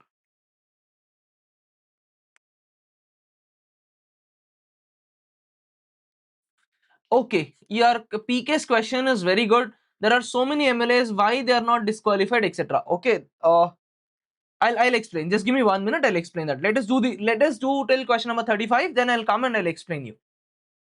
That is also there, important only. We'll talk. So 11th schedule is about, or 11th schedule is about panchayats. How many articles are there or how many subjects are there? There are 29. This is important. There are 29. Agriculture, rural housing, drinking water, villages, anything it is related to rural, you mark it here. Good, good. Next question. This is pretty easy. You do it. I'll come back. Will you do 5 questions? I'll come back. It is to urban local bodies. Its schedule. 12th schedule. 12th schedule. This contains 18 subjects. Okay. Panchayat Raj 29. Urban local bodies 18 subjects. Right? Okay. Now one of you next, before I go to the provisions etc etc, let us talk about the anti-defection law here itself. Now your question was, why was Raghav Chadha not disqualified, or why people are not disqualified, etc. See, for anti-defection law, in the year 2003, an amendment was done. The amendment is called as 91st Constitutional Amendment. So in anti-defection law, when the defection law was created, they created it with a specific purpose. For example, let us say there are 150 MLAs of a party. Consider there are 150 MLAs of a party. Now you consider two scenarios. Scenario number 1, let us call our MLA name is, kiska naam denge? You give me one interesting name, no? Let us take there are 150 MLAs in a particular party. This party is in ruling. Okay. और let's say Raghav चड्डा का नाम लेंगे क्या? ठीक है, कोई बात नहीं. Okay, there are 150 then Raghav Chadha is an MP. I have to take MPs only. Consider AAP. Within AAP there are 60 MPs. One of them is Raghav Chadha. Now Chadda wants to go to BJP. If Chadda goes there alone, then the problem is Chadda will be disqualified. But in the original constitutional amendment or in the original anti-defection law, what they said is, if along with Chadda, okay, if along with Raghav Chadda, if he is taking 1/3 of the people, if 1/3 of the people, if this 1/3 of the people are leaving AAP, this was created as an exception. This was created as an exception. The reason was very simple. There is Arvind Kejriwal. Kejriwal is not listening to people. Kejriwal is involving in all sorts of Delhi liquor scam, etc. Chadda went to Kejriwal. Chadda said, no, you don't involve. Kejriwal is not listening. So one fine day, he wanted to come out. How can he do? So in the original constitution, they said 1/3 if you're coming out together, it is okay. Exception was given. Now what they said is, this is also being abused. So in 91st Constitutional Amendment, of 2003, what they said is, two-thirds of the members of the legislative parties or two-thirds of the MPs, etc. If two-third people, so Chadda needs 40. Chadda plus 40 come to BJP, this is okay. So this is there, right? So now, anyways, we spoke about it. Let us quickly revise everything here itself. Anti-defection law under 10th schedule. Originally, it was under 52nd Constitutional Amendment Act. It was later modified by 91st Constitutional Amendment Act in 2003. There is an exception. Exception talks about split. 52nd spoke of 1/3 people, but this was changed into 2/3 members, and the final authority is speaker in this matter. Right? Right? This is how you have to write your short notes. All right. Cool, cool. Now, next question. Let us start talking about sources of the constitution. What are the sources of the constitution?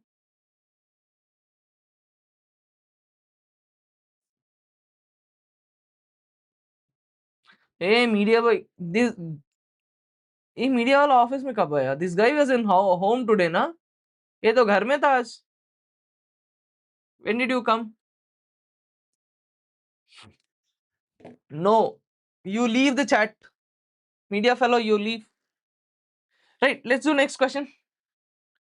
Which of the following features of the Indian Constitution were brought from Government of India Act 1935? Yes. Federal schemes and administrative provisions. Yes, federal schemes, administrative provisions. Public service commissions. Yes. Center state relations. All these things, etc. etc. Now you answer this question. I'll give you one trick on how do you remember. Okay, I'll tell you one interesting thing of how to remember these things.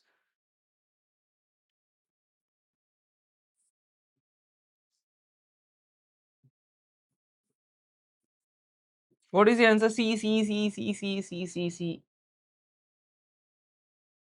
South African Constitution Amendment Procedure. Yes. South Africa Amendment Procedure. Russian Constitution. Socialism. Wherever you see Russian Constitution, it is socialism. Yes or no? Yes. Duties. Socialism. DPS peace Ireland. Australian Constitution concurrent list. What is the answer? A na? You are all telling C. क्या हो गया? Okay. See, usually you can remember this topic by understanding about the style of the country. For example, fundamental rights are from which country? Fundamental rights are from which country?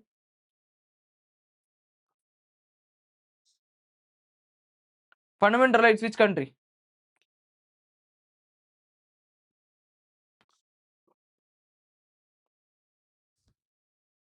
Here also students, क्या करो?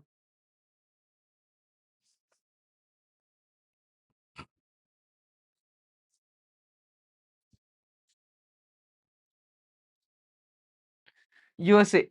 See, USA is more of a liberal country, right? USA is more of a liberal country, right? So, if liberal country, you have fundamental rights. Yeah. So, you try to link it with the style of the country. Russia is a Soviet country, Russia is a socialist country. So, from socialist country, you have fundamental duties. Ireland, you have DPSPs. Australia, we borrowed more of a concurrent features. Okay, Australia we brought in concurrent features. For example, joint sitting, constitutional language, concurrent list. Let me write. Australia, you usually tend to forget Australia a lot. You do remember all those things. Australia, we have concurrent list.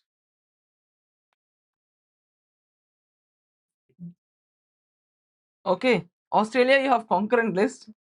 You have freedom of trade and intercourse. Freedom of trade and intercourse. Then you have joint sitting. All these things are from Australia, right? French constitution. Now, by what about you? What about French? Based on what you know about France, what about French?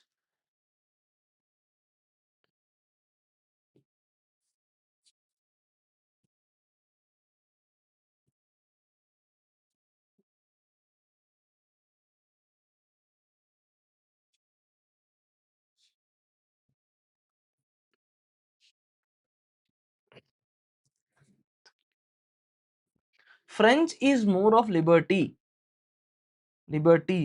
equality, justice, right? Liberty, equality, justice, fraternity, republic, etc. etc. Let us take a small break of 3 minutes. Let's not move out of the screens, but we will take a break after question number 33. 35. Okay, let's do till 35 questions, then we will take a break. Now you do this question. Do this question.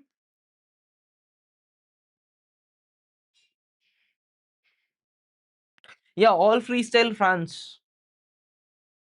Freestyle and all you have in France. German constitution, Germany, you think of Hitler. Okay. Germany, you think of Hitler. So you are suspending fundamental rights during emergency.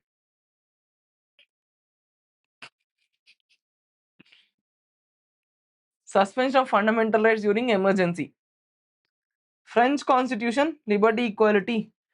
Ombudsman, Lokpal, yes. Norwegian constitution, members for upper. This is still okay. ये कोई नहीं पूछ रहा है आजकल.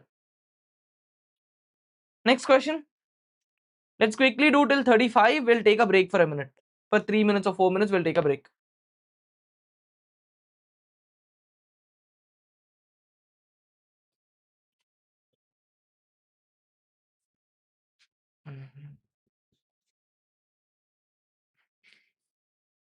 Yeah, single session only, man. I'll just 3 minutes. Thoda, we'll have a fun talk. Which of the following represents Americans? Fundamental rights in judicial review. Yeah. Japanese are known for duties, as in they are known for their punctuality. Okay, Japanese are known for punctuality. Japanese are known for punctuality. So you have procedure established by law. Let's take a small fun break for 3 minutes. Let's not go anywhere, but thoda wait करेंगे. Yeah. So we are done for the first 5 chapters of the Constitution. First 4 chapters of polity are almost done. Sources, features, parts, schedules, all these things are done, right? You are waiting for the break. What do you want to do in the break? Yeah, I see that you are not in the office. You are disturbing from your house. What do you want to do in the break?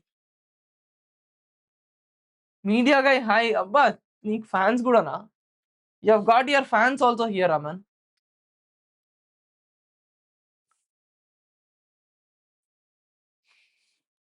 3 minutes. Let's take a break. Hi, Yesu Babu. Do one thing, no. Why don't you guys connect on WhatsApp or Telegram and you start talking? Do one thing, no. You guys exchange your IDs. You start exchanging your IDs and you start building your relationships also. करो ना. और रुको, इतना भी मत करो.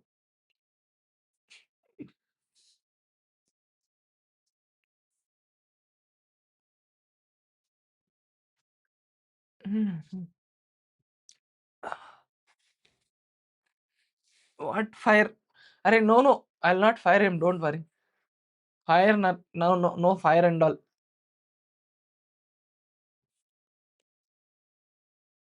Salary hike for this media guy. 10% discount. 10% discount. Okay.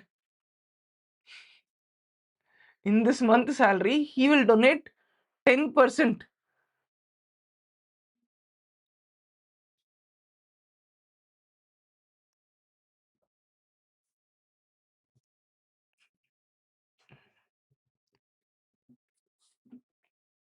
You guys had any breakfast and all?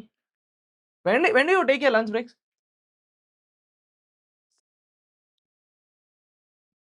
Not on my salary, on your salary only.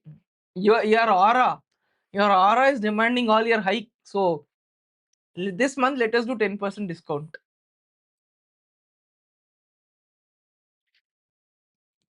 1 lakh, 2 lakh, lol, no.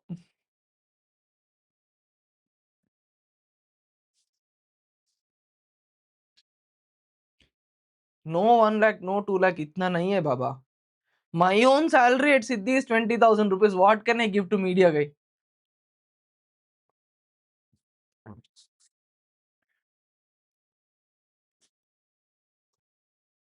130, huh?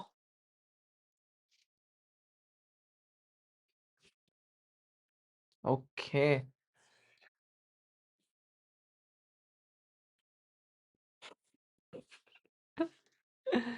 Media का decide करो. Your aura says they don't want to give you salary. भाई तुमको salary नहीं देना है कहते. You don't want salary. Media guy party on media guy's salary. We'll do one thing. We will do one thing. With media guy's salary, let us do some celebrations on 31st of this month. Instead of giving him his pay, we will do some celebrations. Media guy, shall we do giveaway on your salary? Your salary worth of GS class course seats. Next month we'll do giveaway. What do you say? On 31st video,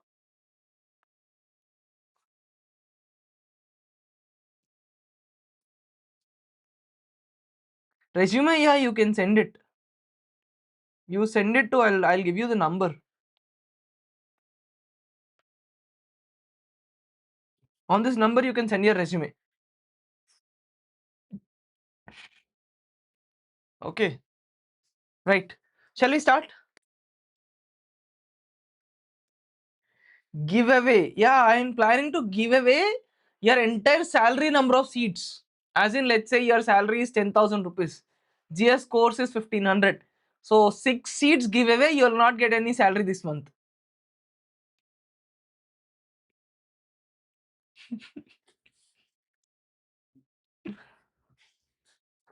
Okay. What do you say? Features and all we already studied properly. We can skip features. We will start with this part. Chalo. Right. Let's start. Please solve this question. This is again easier one. Preamble part. Who said preamble is the identity card of the constitution? Chalo, let's start here. Brahmos is very affordable right now. Yeah, Brahmos is really affordable right now. Media guy, do you want to extend the price drop till Sunday evening? Now that you are there in live, shall we extend price drop till Sunday evening? क्या बोलते हो? If more students enroll only, then I'll give you salary this month. Preamble is the identity card of the constitution. This was told by N.A. Palkhiwala. This is a PYQ. Right? This is a PYQ. CCCCC. Yes. Next question. Let us quickly solve some questions. What is the answer? Preamble. What is the answer? कर दो ना. ठीक है. The price drop is till tomorrow evening. कब तक रखेंगे?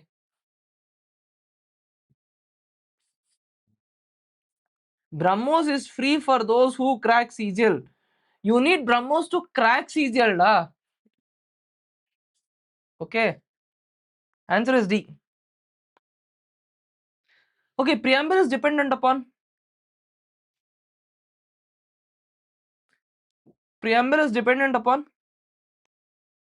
objective resolution, which was introduced by Pandit Nehru. Next question.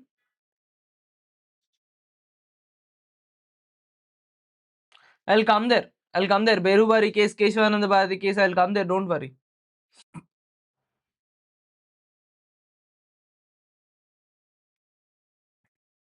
क्या बताऊं बिटवीन सर? डिड आप अपने आपके स्टूडेंट्स को बताए या नहीं? क्या बताऊं भाई?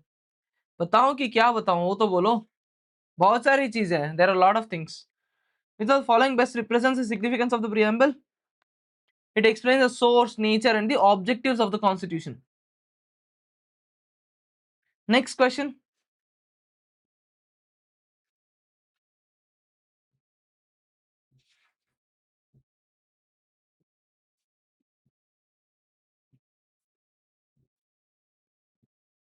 Preamble of the अरे तुम रुको भैया, कुछ भी बोलते रहते हो. Preamble of the constitution is based on objective resolution. We discussed just now. Next question. चलो फटाफट करेंगे. 42nd constitutional amendment added the words socialist, secular, integrity. All these words were added by preamble. Next series. थोड़ा wait. Please wait for a while, no? You tell me what is the meaning of the word republic, by the way? What is the meaning of the word republic?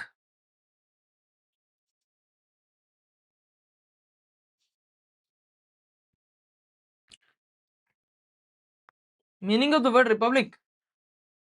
Head of the state is elected. Remember this. Elected head of the state. This they can ask you in the exams. Now you see this question. Socialism, consider the following pairs related to the preamble. What is the meaning? Socialism, it is about social economic justice. Yes. Secularism, equal respect and protection for all religions. Yes. Democracy, by the people, of the people, for the people. Yes. In India, we call this as universal adult franchise. Republic, elected head of the state. Yes, all the statements are correct. Yes, universal adult franchise. Voting right has been reduced through which amendment? Voting right has been reduced through which constitutional amendment?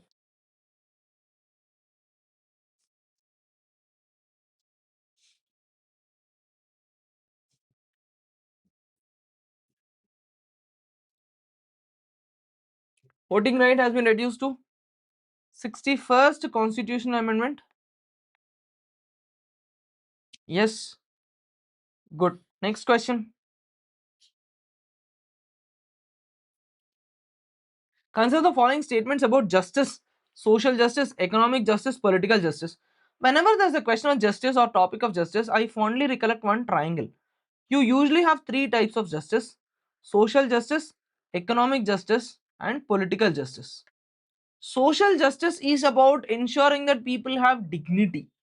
Social justice is all about dignity. Economic justice is where you have equal amount of opportunities for everyone. Money is there, money is good for everyone. Political justice is about participation in governance, right? So all these three are correct. All these three are correct. Now you tell me, DPSPs, the aim of DPSPs is for what kind of justice? Is it social justice or economic justice or political justice? DPSPs are for which justice?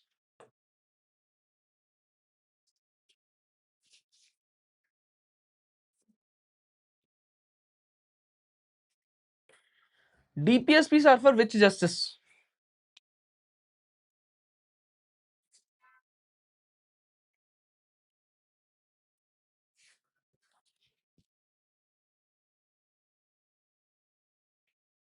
Socio-economic justice. Very good. They will ask this, okay? DPSPs are for socio-economic justice. Okay. Next, political justice is granted by fundamental rights. Fundamental rights.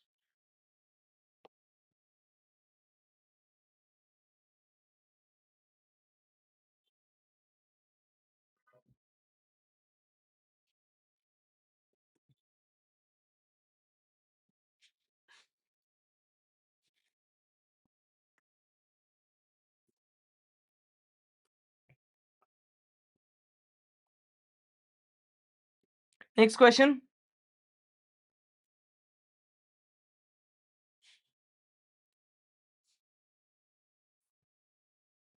Next question.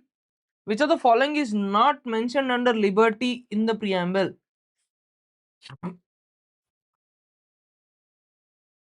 Which of the following is not mentioned under liberty of the preamble?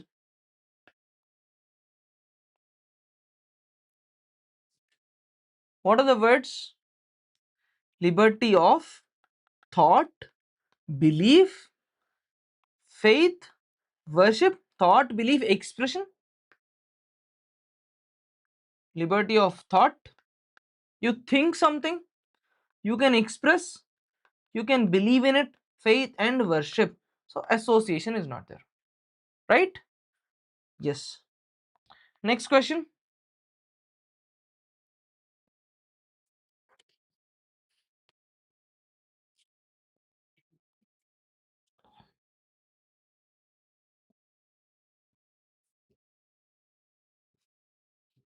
Do this question. Consider the following pairs related to equality mentioned in the preamble. What are the pairs that are correctly matched?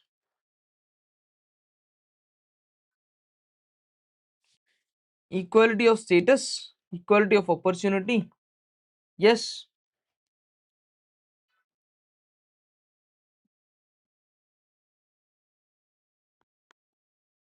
Okay. Next question. Equality talks about equality of status, equality of opportunity. Does preamble talk about equality before law? Does preamble talk about equality before law? No. This is under which article? Equality before law is under article 14. So equality before law is fundamental right. Equality of status, opportunity is preamble. Equality before law is fundamental right. It's okay. It is common to get confused. ठीक है, हो जाता है. Okay. Which of the following talks about fraternity? What is the meaning of fraternity?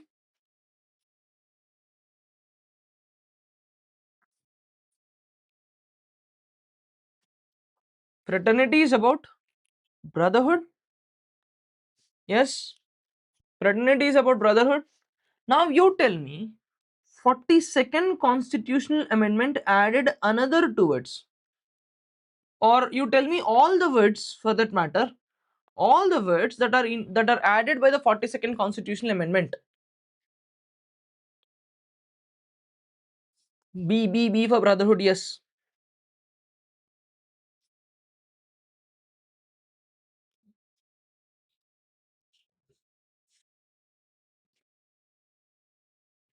What are the words added by 42nd amendment?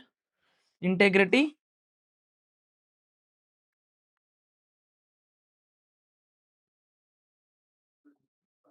unity, secular, and socialist, right? Now with respect to preamble, there are two cases. With respect to preamble, there are two cases. One case is called as Berubari case. The other case is called as Keshavanand Bharati case. In both the cases, the question was same. Is preamble a part of the constitution or not? Is preamble a part of the constitution or not? This was the question. In Berubari case, the court said no, it is not a part. Keshavanand Bharati case, it said yes, it is a part. Okay. Do small, make a note of it. Meanwhile, I'll introduce you to a guy of the team. I'll come back in 2 minutes, okay? I'll join you guys exactly in 2 minutes. हाँ, on. आ जाओ, कोई बात नहीं. अरे आओ ना यार. Okay. So you just give me 2 minutes, I'll come. Question चल रहा है 48 वाला चल रहा है. आप जाओ ना, जाके बात करो. 48 ओके इसको पॉलिटी तो कुछ आता नहीं, पता नहीं क्या पढ़ाएगा. सही है 48 क्वेश्चन चल रहा ना ठीक है गाइस 2 मिनट्स सर आ जाएंगे अभी थोड़ा काम है अर्जेंट तो कहाँ तक हुआ 47th क्वेश्चन ठीक है तब तक रिवाइज करते हैं यार चलो 36th question which of the following features of Indian constitution reflects the influence of the Canadian Constitution. Hello. hello. चलो let's revise यार वो सब छोड़ो. Which of the following features of the Indian Constitution reflects the influence of Canadian Constitution? अरे यार who is spamming?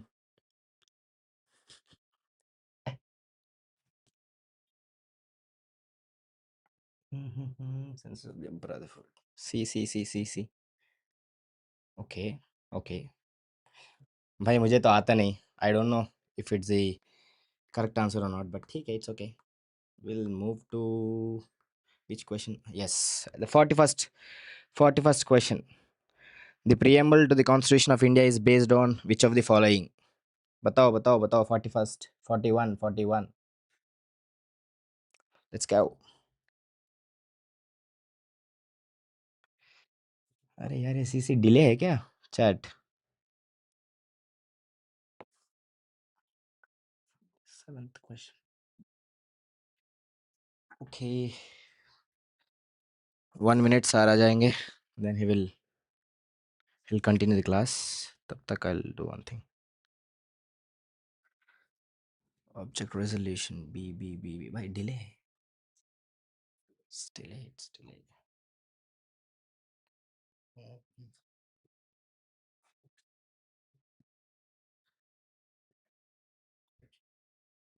चलो चलो चलो, कुछ नहीं, बस ऐसे रिवाइज कर रहा था।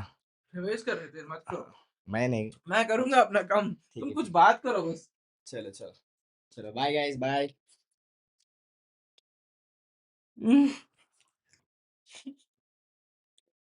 No, I actually didn't have any breakfast and I was pretty hungry. I thought I'll manage, but I couldn't. So I just went, I grabbed a couple of dry fruits. This guy though does. Hurry, right. What happened? Can someone tell me what happened? Okay.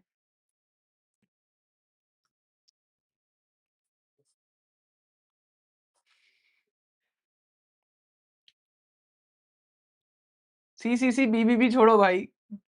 Now I am getting FOMO. Okay. Now I am feeling FOMO. What happened? What did I miss?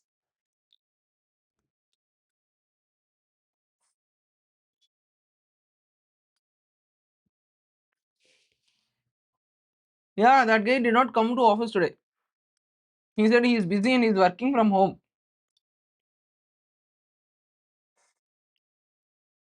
He was copying me. Acha. Chalo. Let's do this. Next question, please.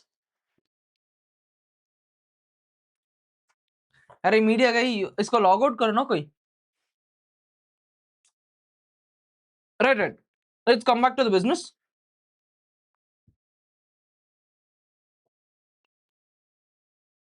Let's come back to business. We'll take lunch break at 1:30 for half an hour.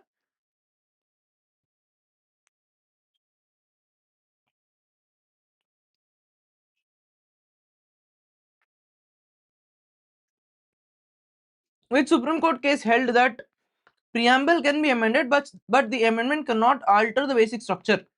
Whenever you see the word basic structure, the answer is Keshavanand Bharati case. Okay. The answer is Keshavanand Bharati case. Right. Next question. This is interesting. Why Part 3 of the Constitution is called as Magna Carta of India?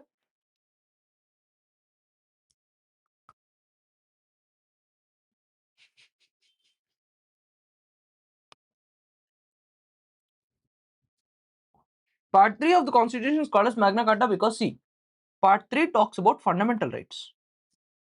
Okay. So this is like a blanket protection. It is like a blanket protection, blanket rights that are given to all the people. So you call it as Magna Carta. So now we are getting into the next bigger chapter, that is fundamental rights. Before I get in there, you quickly tell me whatever article number you know in fundamental rights. We will revise fundamental rights. It's like a blanket permission, okay?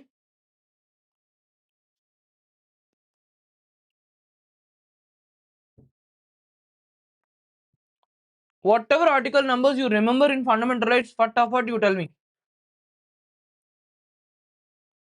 Let's start with 12, okay? Article 12. Fastest finger first. Article 12.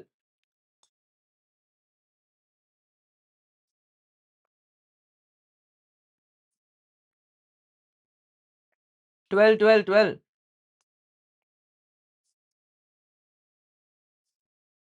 12 bolo to you are telling 21, 20, that, this. 12 definition of state. 13. 13.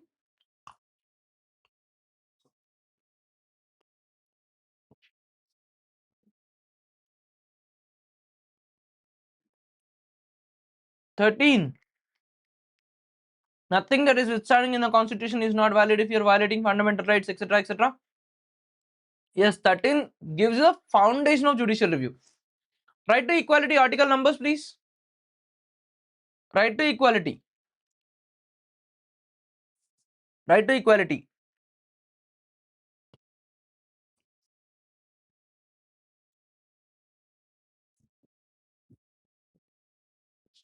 14 to 18. Freedom. Freedom.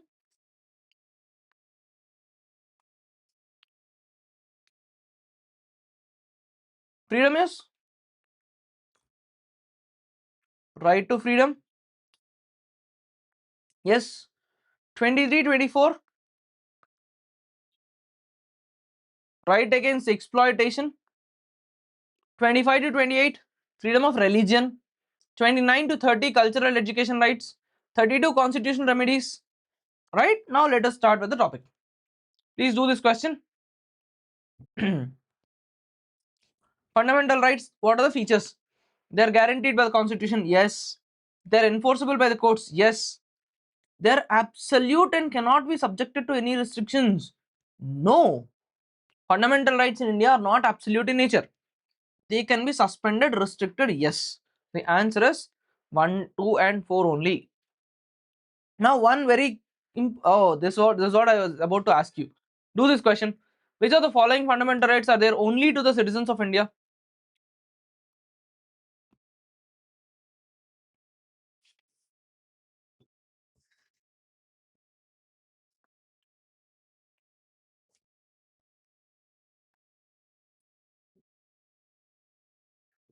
Remember, okay, listen to me for 1 minute. Don't spam the chat box. Listen to me for 1 minute. These questions, they're easy. You just have to put one simple logic. For example, article number 14. What is 14? 14 is right to equality. Can you say, if you're coming to India, I can implement equality only to you if you are an Indian? No, right? This has to be universal in nature. But 15 starts talking about opportunity, etc. So those articles, those rights that create an impact, those rights are only there in the list. Or you can remember the number also. 15, 16, 19, 29, only these fundamental rights are available only to the citizens of India. All the others are for everybody. Right? Next question, please.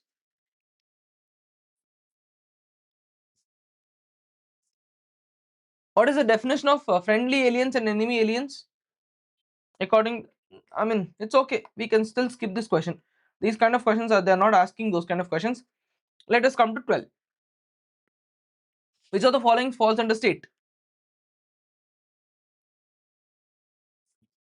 Which of the following definition falls under state? Article 12.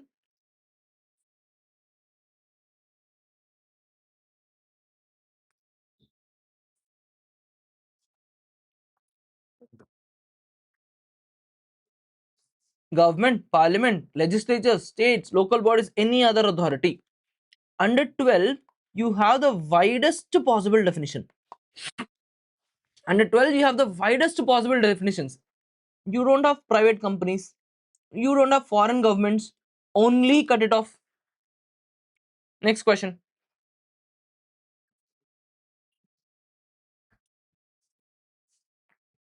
13.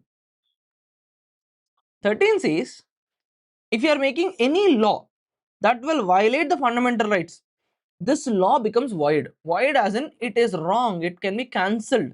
This is 13. Clear? Next question. 14.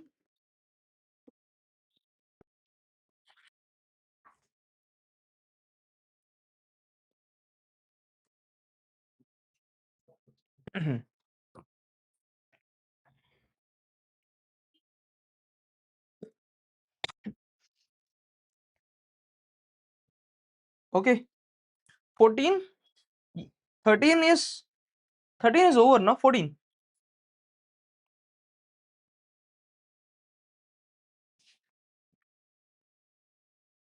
It is right to equality. Equality before law, equal protection of laws. Yes. Now let us take one question. Let us do one small. How many of you are aware of doctrines in Indian Constitution? They are asking questions on a topic called as doctrines. So please listen to me for a couple of minutes. Okay, under Article 13. Article 13 is all about interpretation of the Constitution. Article 13 clearly says, if there is any law that is violating the fundamental rights, that particular law becomes wrong. Now there is a question. For example, let us say there is a law. This law contains 200 pages. Now within these 200 pages, page number 150 to 152. Only this part violates the fundamental rights. The question is, will you cut down the entire 200 pages or will you cut down only those pages? Will you cut down all the pages or will you cut down only those 2 pages or those 3 pages? What part is gonna get void? Only these 2 pages, right? Only these 2 pages, right? So this doctrine is called as, this is called nice. This is called as doctrine of severability. This is called as doctrine of severability. You are removing only that unconstitutional part. Okay. Now the question is, let's say you have removed those 2 pages. You have removed, court said, I am saying these 2 pages are removed, these 2 pages are void. Now my question is, can I modify those 2 pages so that they can be brought back into the constitution or not? Can I modify them? Can I modify them?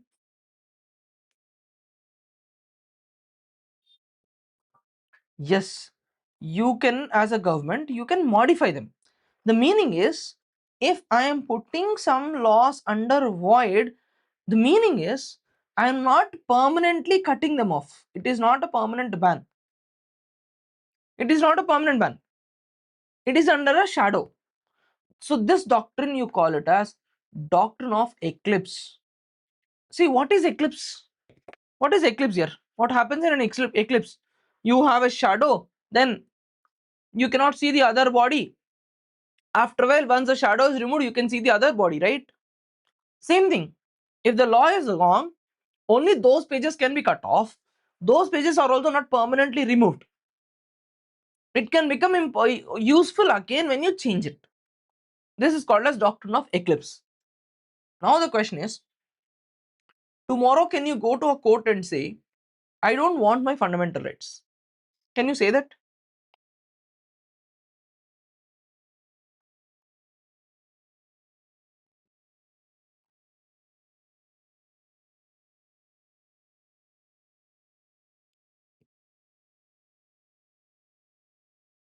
You can't say that. That is called as doctrine of waiver. You cannot go and you cannot waive off. You cannot say, I don't want this fundamental right. This is called as doctrine of waiver.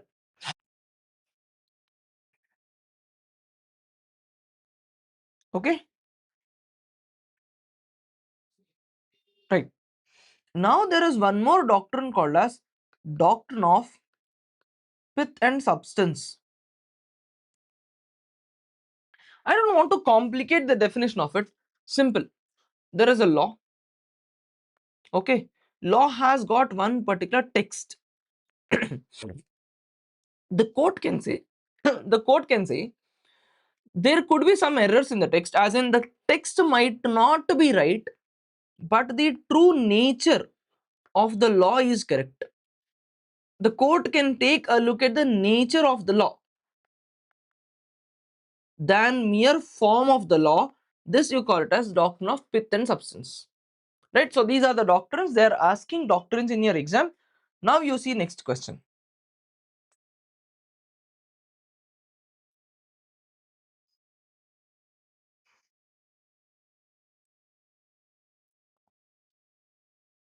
Yeah, this is asked in 2025. Doctrine of waiver is you can't go and surrender your own fundamental rights, which is called as doctrine of waiver. Reasonable classifications came under state of West Bengal versus Anwar Ali Sarkar. But you tell me, what is Keshwanand Bharati case? Now you have studied about Keshwanand Bharati. What is Keshwanand Bharati case?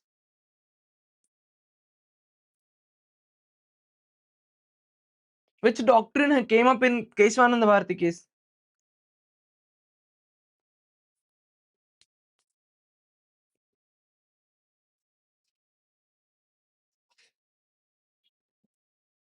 Basic structure doctrine. Next question. Let us recollect Article 15.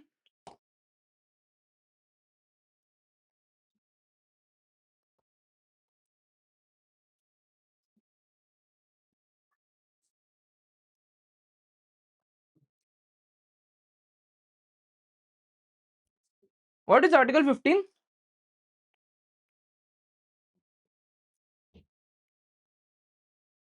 Fifteen is to prohibit discrimination. Article 15 is about prohibiting discrimination. Yes. 16.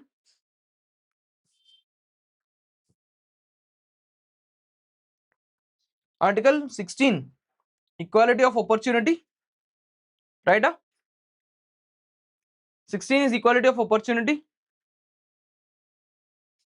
Now you see this. Mandal Commission, Indra Swani case and creamy layer. There are chances that they can ask you about Mandal Commission this year. There are chances because there is a reservation Hatao Andolan that is going on. So the concept of creamy layer, etc., they can ask you in the exam. Mandal Commission is the one which has actually recommended OBC reservation. Now within OBC reservation, there is a layer called as creamy layer. Indra Swani case said you need to bring in the concept of creamy layer. This is pretty important. There is a reservation Hatao Andolan that is going on now. Reservation Hatao Andolan is going on at this moment, so they can ask you this kind of questions. Next question. 17. 17 is untouchability. Then what is Article 18? 18 is about abolition of titles. What kind of titles?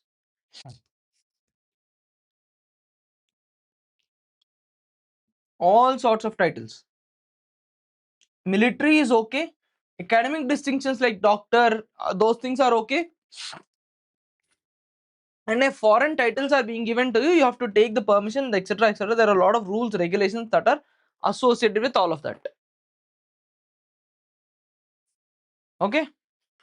Now next question.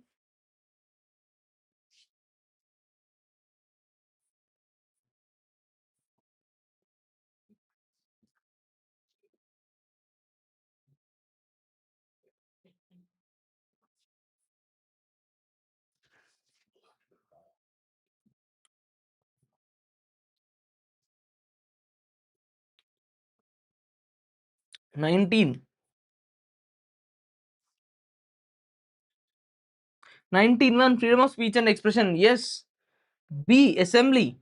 C associations. D move throughout the country freely. All of them are correct.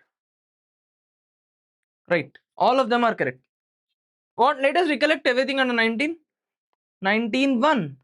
19.1 is where you can speak. When you speak, you can assemble. When you speak, people will like you, so you can assemble without arms. Once you start assembling, you can form association. You can form association. You spoke, people came, there was an assembly, there was association, then you have movement, you can move throughout the entire country. Then E is to reside. F is not there, F has been removed. Right? F was related to property, F was removed. Then G is once you start residing, you need to start practicing any trade or profession, etc. So this is your Article 19 for you. So 19 has an interesting logic. You start speaking, then you can have assembly of people, then you can start forming associations. Once there are associations, you can move in the entire country, you can reside in the country, or you can settle in the country. You can also practice anything. Now what are the reasonable restrictions? What are the reasonable restrictions? Protection against ex post facto, yes. Double jeopardy, yes. Self incrimination, yes. What is ex post facto? All are correct. What is ex post facto? Ex post facto is backdated legislations. Ex post facto is backdated legislations.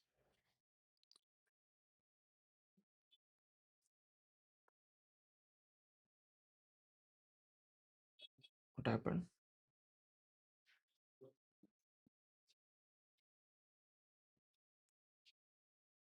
Just a minute.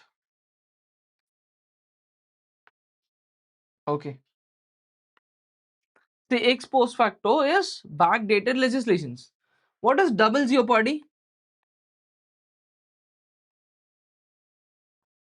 What is double jeopardy? Double jeopardy is where you should not be punished twice. No twice punishment. Self-incrimination is your own evidence is not accepted. And preventive detention is not considered as double punishment. Preventive detention is an exception. Next question.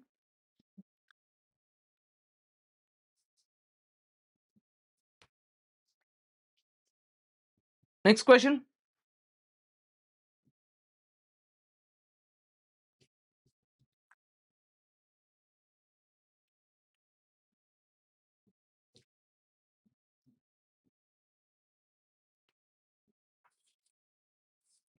No two punishments for a single time. Yes. 21. Let's quickly complete fundamental rights. Then we can go for lunch. Okay.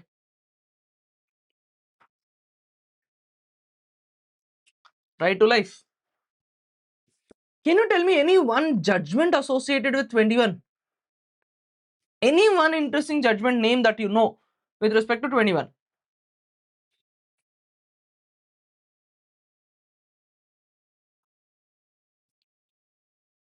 Yes. Let me tell you one interesting thing. This can be asked in questions also. Article 21 says right to life should be right to life should be protected according to procedure established by law. Now, in the initial days when India was evolving, etc., etc., this meaning procedure established by law, this was considered in a very, very strict sense. That is, on paper, whatever was there, only that was considered. But over a period of time, Supreme Court said the meaning of life is not just a physical form of life. Meaning of life is not just a physical form of life. This is also quality of life. This is also quality of life. So, under Article 21, to ensure that there is quality of life, etc., etc., this procedure established by law must be fair in manner. This was given by Menaka Gandhi case. This was given in Menaka Gandhi case. Over a period of time, under 21, you have right to privacy. Then there is right to livelihood. Lot of things started to come up. Okay. Right to privacy came under Puttaswamy judgment. So multiple judgments came in and ultimately right to life was expanded. So in right to life point of view, Menaka Gandhi case is very, very important. It was Menaka Gandhi case where court said right to life can be taken off only in a fair and transparent manner. Next question.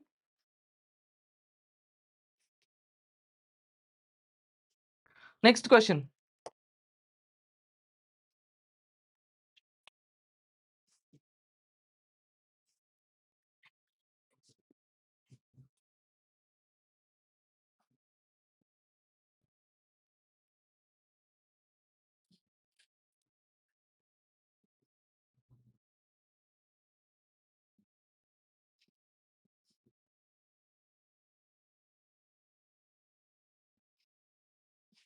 It is 6th Amendment. Yes. Nice. Next one. Article 22 is about Article 22 is about arrest and detention, and it also gives you safeguards about preventive detention. So now you tell me, what are the safeguards under preventive detention? First you tell me what is preventive detention. Okay, listen. Detention, the meaning of detention is arrest. The meaning of detention is arrest. There are two types.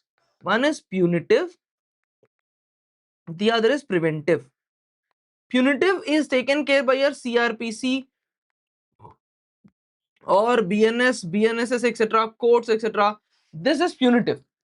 Now, what is preventive? Preventive is You arrest a person so that they will not do something. You know that this person is going to do something, so you will arrest them in advance. Preventive is actually advance arrest. Preventive is advance arrest.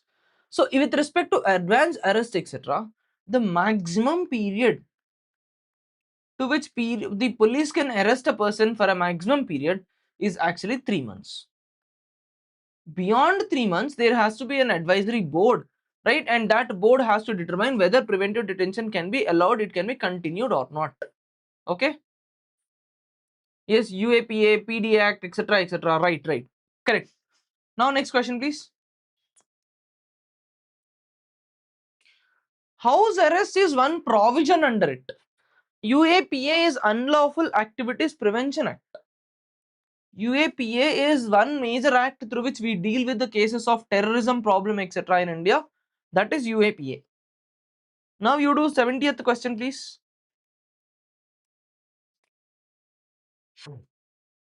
Consider following statements regarding Article 23 and 24. 23 talks about 23 talks about trafficking, human trafficking, yes. 23 2 says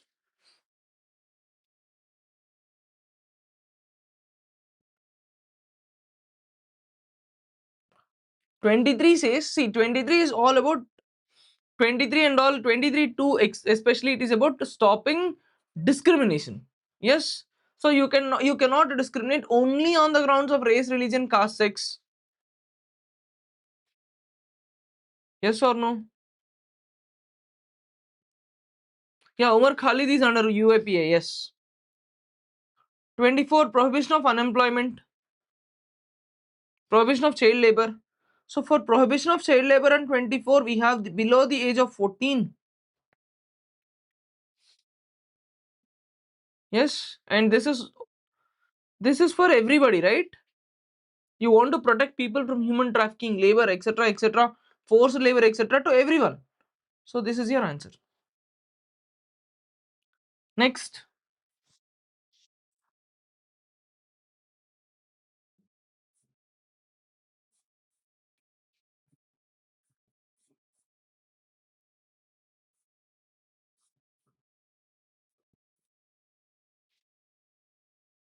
Article 25.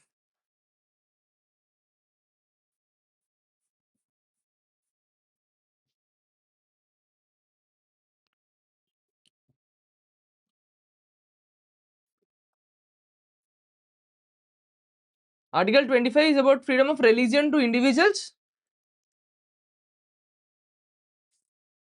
Article 25 is about freedom of religion to individuals, right? Yes. So shall we take a lunch break?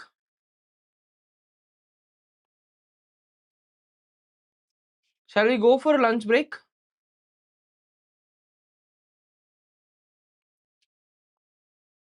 Yes or no? I'm going to keep this live as it is, okay? I'm not disconnecting this.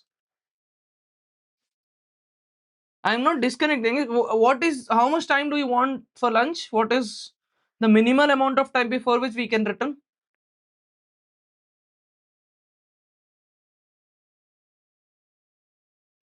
I will talk about it. 45 minutes after FR. Okay, good, good. Glad that you have the spirit. Come on. 72. You're almost there. Let us complete FR. Next question, 72. 26, 27, 28. 26 is about freedom of managing religious affairs. Yes. 27 taxes. 28 religious instructions. Correct?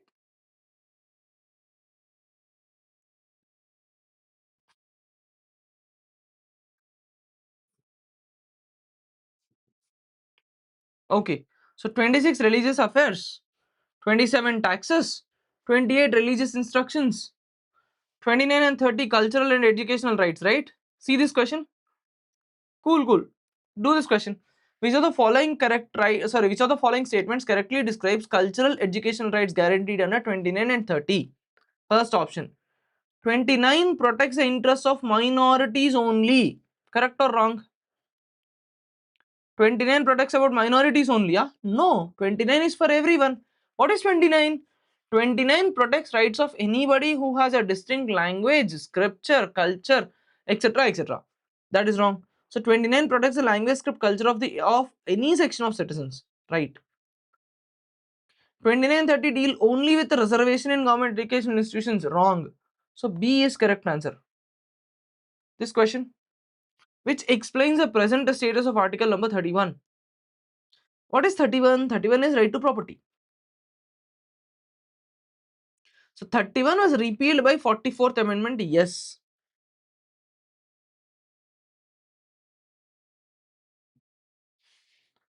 31 was repealed. Yes. Now is the answer B or C?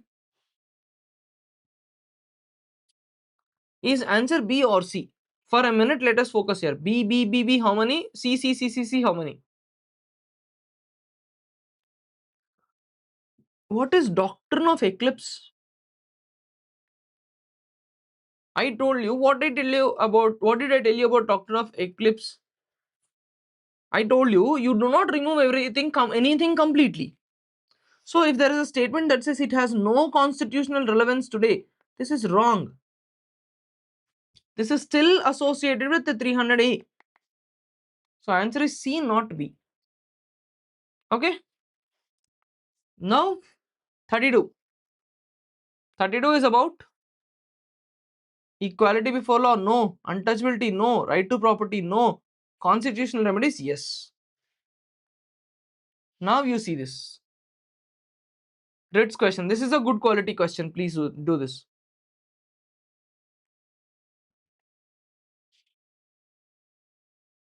Habeas corpus. Which of the following writs are matched about with respect to Supreme Court? Which of the following writs are true? Writs are issued under 32 by Supreme Court. One is habeas corpus. Habeas corpus, the meaning is to bring back the body. So when you are bringing back the body, protection against unlawful detention is correct. Mandamus, mandatory. You are forced, you are ordered to do something. Yes. Prohibition, do not to do something. So I am preventing a lower court from doing something.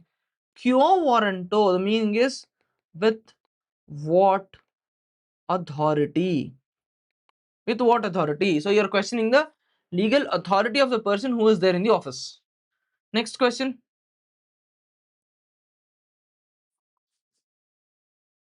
By the way, what is the other writ that you have to speak of? Certiorari? Certiorari is the other writ where a higher court asks a lower court not to do something. Now you do this. Yes, there is a movie related to habeas corpus in Tamil. Yes, Surya movie. सही बात है. Under 33, what is 33 about? 33 is where Parliament can modify fundamental rights related to armed forces. True. Now, what is about martial law? Please see this question. Which of the following statements are true about martial law?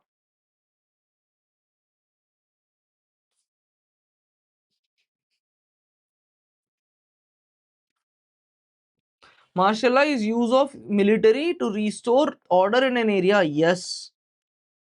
34 empowers Parliament to provide indemnity for acts done in connection with maintaining or restoring order during martial law. Yes, that is also true. Martial law and national emergency under Article 352 are identical. No. Martial law is different. National emergency is different. So B is correct. D is wrong. B is correct. D is wrong. Last 35 questions on Article 35.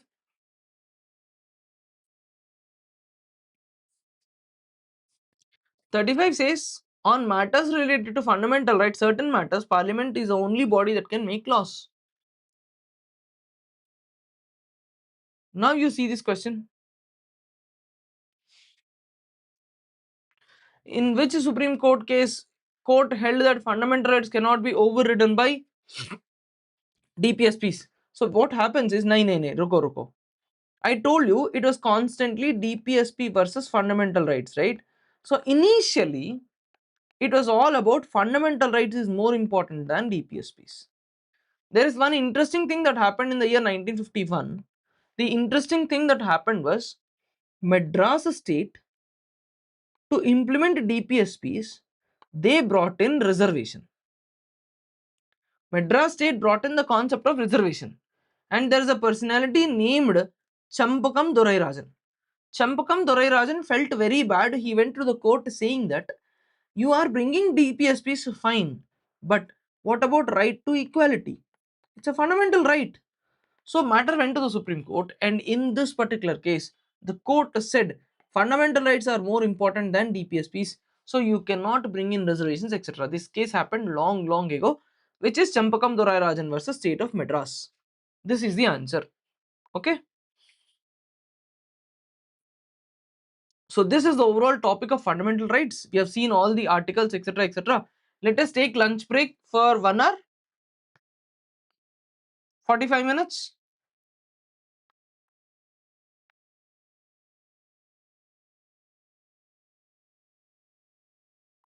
I will explain. Don't worry. Once the cases are, once we come back from lunch, I'll explain. Lunch break for 45 minutes. We will reconvene. I'm not disconnecting class. I'll just mute everything. 1 hour. No, 30 minutes is tighter because how many of you are in study hall right now? Yeah, up to 2 p.m. is fair. Up to 2 p.m. is fair enough. So it is like 52 minutes. Okay. Please break for lunch. I'm not disconnecting the live. It stays the way it is.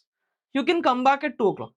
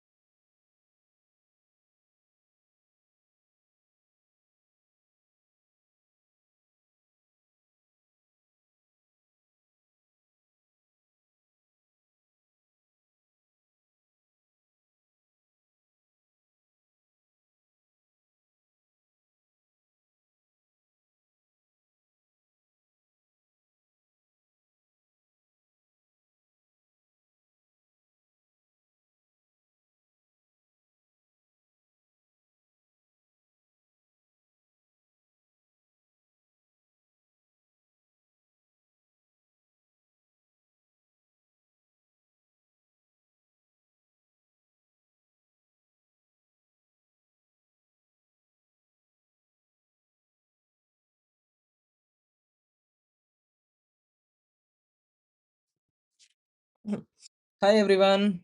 हो गया lunch and all?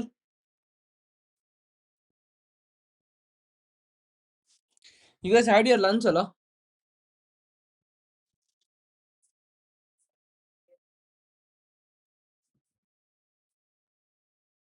Let's go, let's go.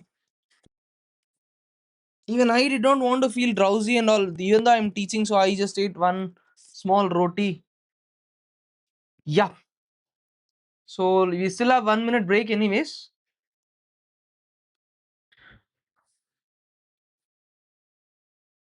ये क्या चल रहा है media के इसको क्या है भाई? What is this fellow? He has date in the evening. I will not end it early today. I will not end it early today.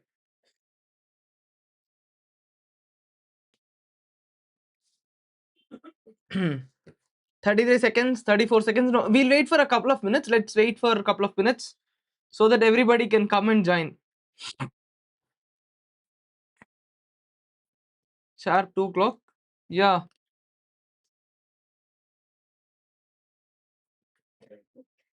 Test sharp 2.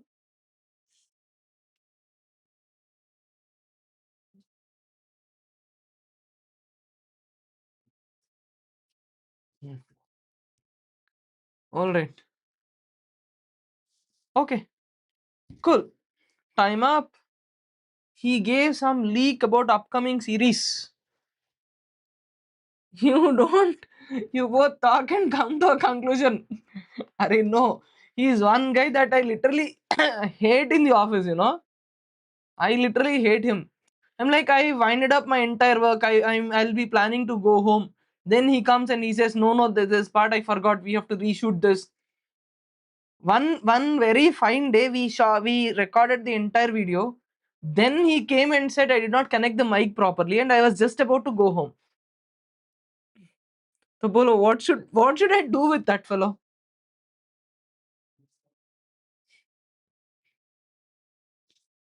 I'll talk interestingly, don't worry. You'll not feel drowsy. I'll talk interestingly. Chalo, let's start. Onam celebrations. Please send me one plate of Onam Sadhya. I'll be happy to savor Onam Sadhya.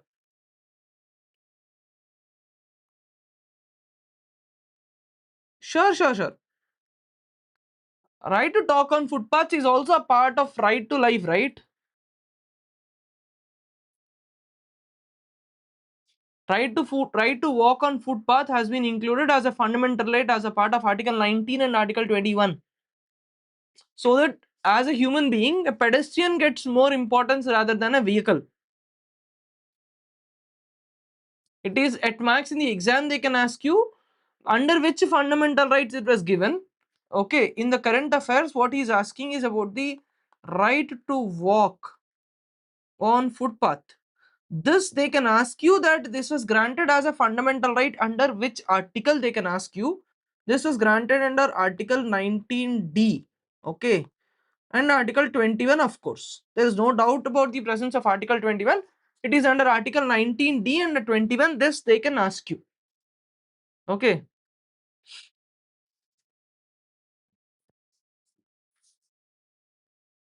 right. So now that we are all here, and I'm so glad we have 13,000 concurrent people who watched it, who saw the live session today. And this is really for the first time. Let's see. By the time the live ends, we will see on the board or we will see how this goes. Okay, right. Now that we had lunch, let us give some time on some interesting part where there is certain things that you have to learn. Okay, I'm still gonna talk about fundamental rights and DPSPs only. What do you want? Tell me. Do you want to solve quick questions for a while and then come to case laws, or are you interested and energetic enough to handle case laws right now? So there are 5 case laws that I want to teach because there most of the students get confused over there. So I want to teach them properly. Okay, I'll take 20 minutes, 15 minutes. I'll teach all the case laws. Do you want them now, or you want to get into the mood of solving questions, then come back to the case laws after 10, 15 minutes? What do you want? You tell me. Questions are case laws. Case laws, please tell case laws. Majority wins. This is a democratic country, and sorry, fortunately, I'm teaching polity, so at least democracy wins. Whoever wants case laws, say I. Okay, let's go for case laws. There are some cases which you have to know. All these case laws primarily start with the problems with respect to land reforms only. When government was trying to implement the land reforms, one major problem that was there was with respect to right to property. And along with that, there are other DPSPs also. Primarily, there are two major DPSPs. One DPSP is Article 39B and the other DPSP is Article 39C. Can someone tell me what is 39B and what is 39C? Tell me what is 39B and what is 39C? Simply, in simple terms, you tell me. In very, very simple terms, in one word terms, you have to tell me what is 39B and 39C. 39B says there should be equality with respect to distribution of resources. Okay.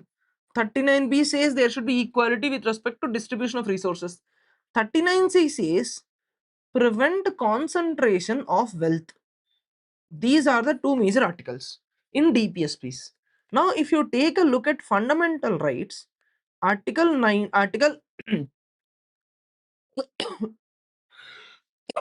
sorry, yeah, Article 14 talks about right to equality, right?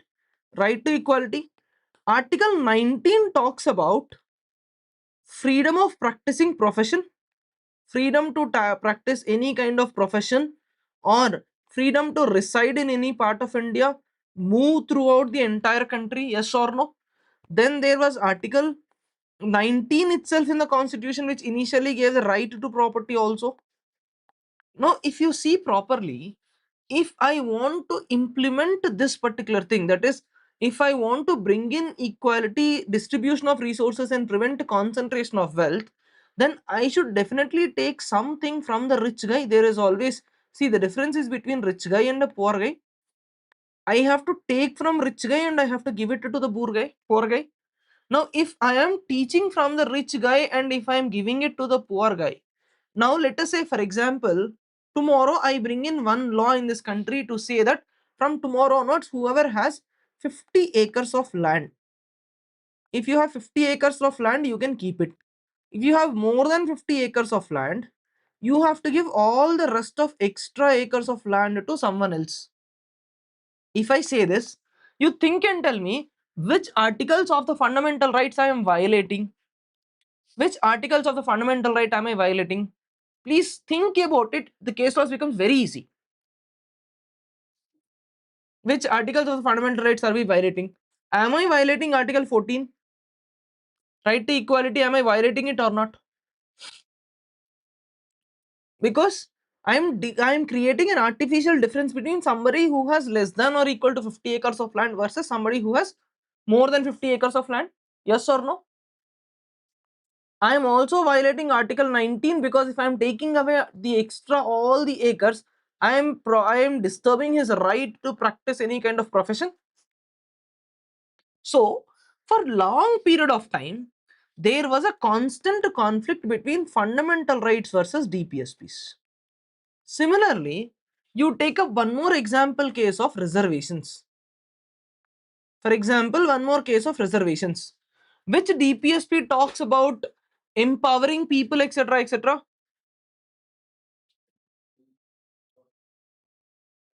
Which DPSP talks about reservation related provisions?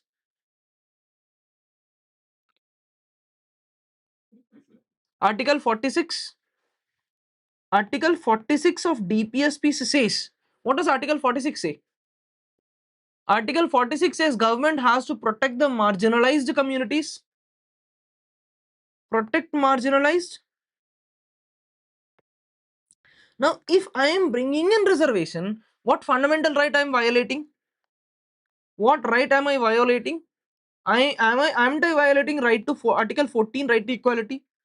Right 15, equality of opportunities. I am violating these kind of things. So for a long period of time, there was a constant fight between fundamental rights versus DPSPs. The question is, can I reduce the importance of fundamental rights to increase the value of DPSPs? Time and again, what governments try to do is Governments always wanted to reduce fundamental rights and increase the value of DPSPs. The reason is very simple. Government wants votes. Government want vote bank. Government wants votes. So their aim is to reduce fundamental rights and increase DPSPs. Now it is up to the courts to determine, is it a fundamental right versus DPSPs, what is important, what is not. Now in India, what happened is, whenever this kind of a thing goes to court, for example, let us say in one particular instance, court said fundamental rights are more important than DPSPs. So government cannot reduce fundamental rights. Okay, for example, let us say this is a judgment. Then government will bring in constitutional amendment and government would say, I can change anything. So in this manner, there was a constant fight between government of India, government of the day versus Supreme Court with respect to whether you can amend the constitution or not, whether you can amend the fundamental rights or not. This entire story starts way back, okay? This entire story starts way back in the periods of 1951.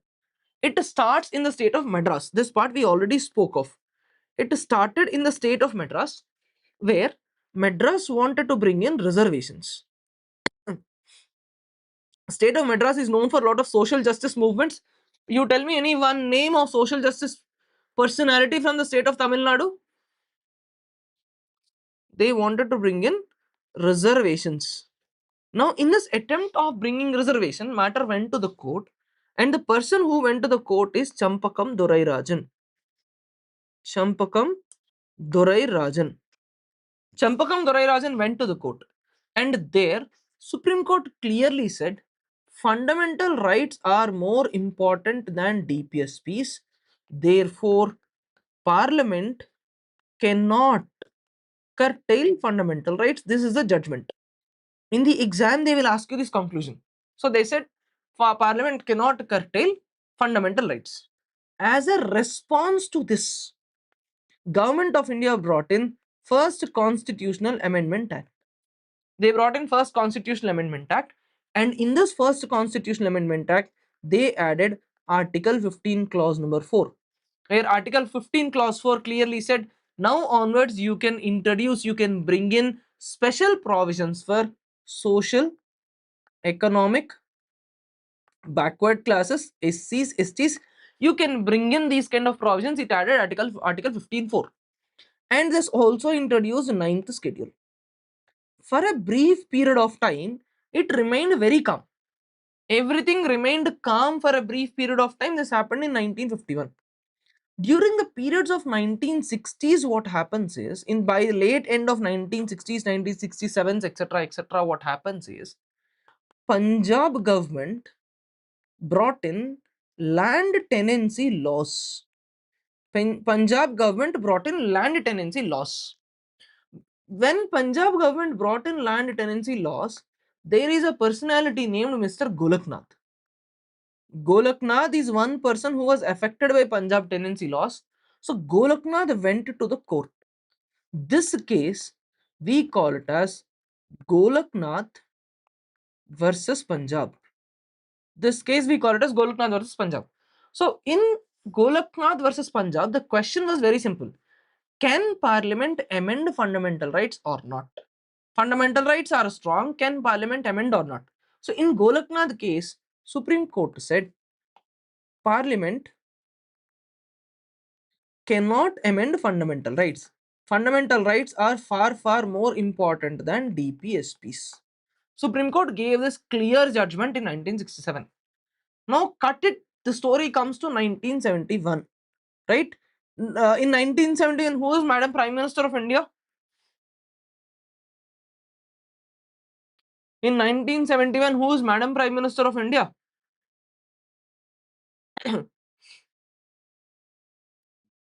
Indira Gandhi. So when Indira Gandhi, Siddhi bro, you use Emma. Yeah. So when Indira Gandhi became the Prime Minister, she brought in an amendment to the constitution called as 24th Amendment.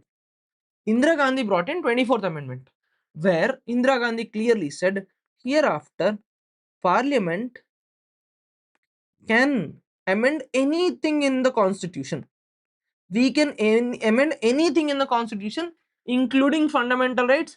This they gave a power to themselves. Okay, they gave a power to themselves. This happened under 24th amendment.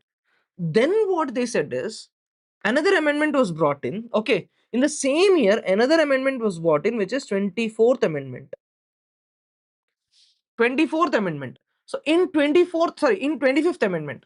In 25th amendment, what happened is Indira Gandhi introduced a new article known as Article 31 Clause C. In which part of the constitution do you have Article 31?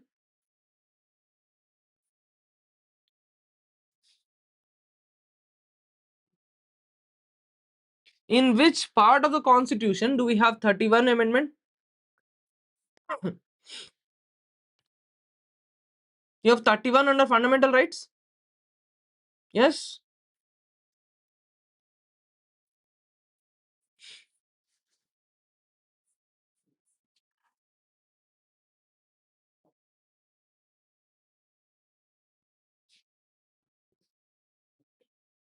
So one more fundamental right was actually added under Article 31C. So under Article 31C, what Government of India did is, they said under Article 31C, if there is any law that is being made to implement either 39B or 39C in the constitution, in these cases, if you are making any such law to implement either 39B or 39C in the constitution in such a manner, these laws are far more important than any fundamental right. So in a way, what happened is, by 25th amendment, Government of India said Article 39B, 39C are important. Then you get some fundamental rights. Then you get the other DPSPs.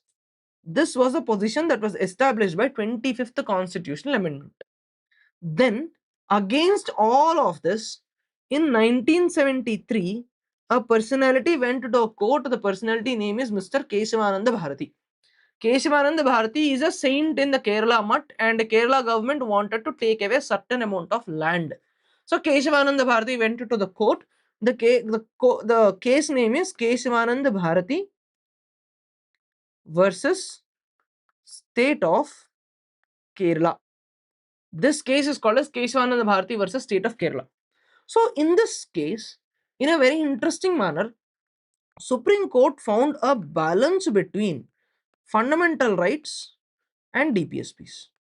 Okay, they said, first thing that they said is, yes, Parliament can amend fundamental rights. You can amend fundamental rights, but no, you cannot cut basic structure. And the court said, we are not defining basic structure. The elements of basic structure can come in the future scope, can come in the future days of time. It will keep on evolving. We will not define any future structure. So in this manner, a balance was brought between Parliament with respect to fundamental rights and DPSPs. This happened in Keshavananda Bharati case, which is known for basic structure. Now, in a reaction to this particular thing, okay, in a reaction to this thing, by the period of 1976, okay, in the year of 1976, when Indira Gandhi was a prime minister again, she brought in an amendment which is known as 42nd amendment to the constitution. She brought in 42nd amendment to the constitution. So in 42nd amendment, what she did is, whatever Keshavananda Bharati case said is nonsense, and she said in Article 31C, by mistake, when I was doing 25th amendment, I've written about 39B, 39C. Now I am saying no 39B, no 39C. Hereafter, all DPSPs. So she said, if court is going to bring in basic structure, etc., I will say not 39B, 39C, I will say all DPSPs. So through 42nd amendment, she wanted to establish a position in such a manner that she wanted to create such a position that DPSPs are far, far, far more important than fundamental rights, and she can curtail anything. After this, matter went to the court. Okay, matter went to the court. The case where this matter went to the court, this went to the court in the year 1980. This case is called as Minerva Mills case. Minerva Mills case. So in Minerva Mills case, Supreme Court clearly said what Indira Gandhi did is nonsense. The expansion, the expansion of 31C, I am not going to agree with this. So we are restoring that 39B, 39C are important, then fundamental rights are important, then the other DPSPs are important, and there is basic structure doctrine. After this, no prime minister dare to touch this. This is definitely a immutable kind of a thing, right? So this is all in all about various cases and case laws. Did you understand the whole story? Every year, or this is, I mean, in fact, not every year, this is the second time I'm teaching this particular part on YouTube. Every time when I teach this, I teach this in a same manner, because this is one section, one part of polity where students find it extremely difficult. Because in, you take any of the books, a proper chronology is not written. Okay, a proper chronology is not written. So majority of the aspirants find a problem in this particular part, so I make sure I teach it properly. Did you understand everything? Shall we summarize this once? Sure, Demon. I am about to record a video for this Sunday. You'll have Telugu tomorrow, right? Tomorrow you'll get one video on Telugu channel. Tomorrow you'll get one video on Telugu channel. All these cases are against Government of India only. This is not enough for 2027 polity year.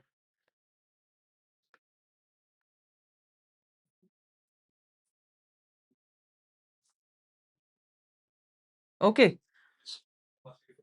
We will quickly summarize this, okay? Let us quickly summarize this. So the problem is all with respect to fundamental rights versus DPSPs.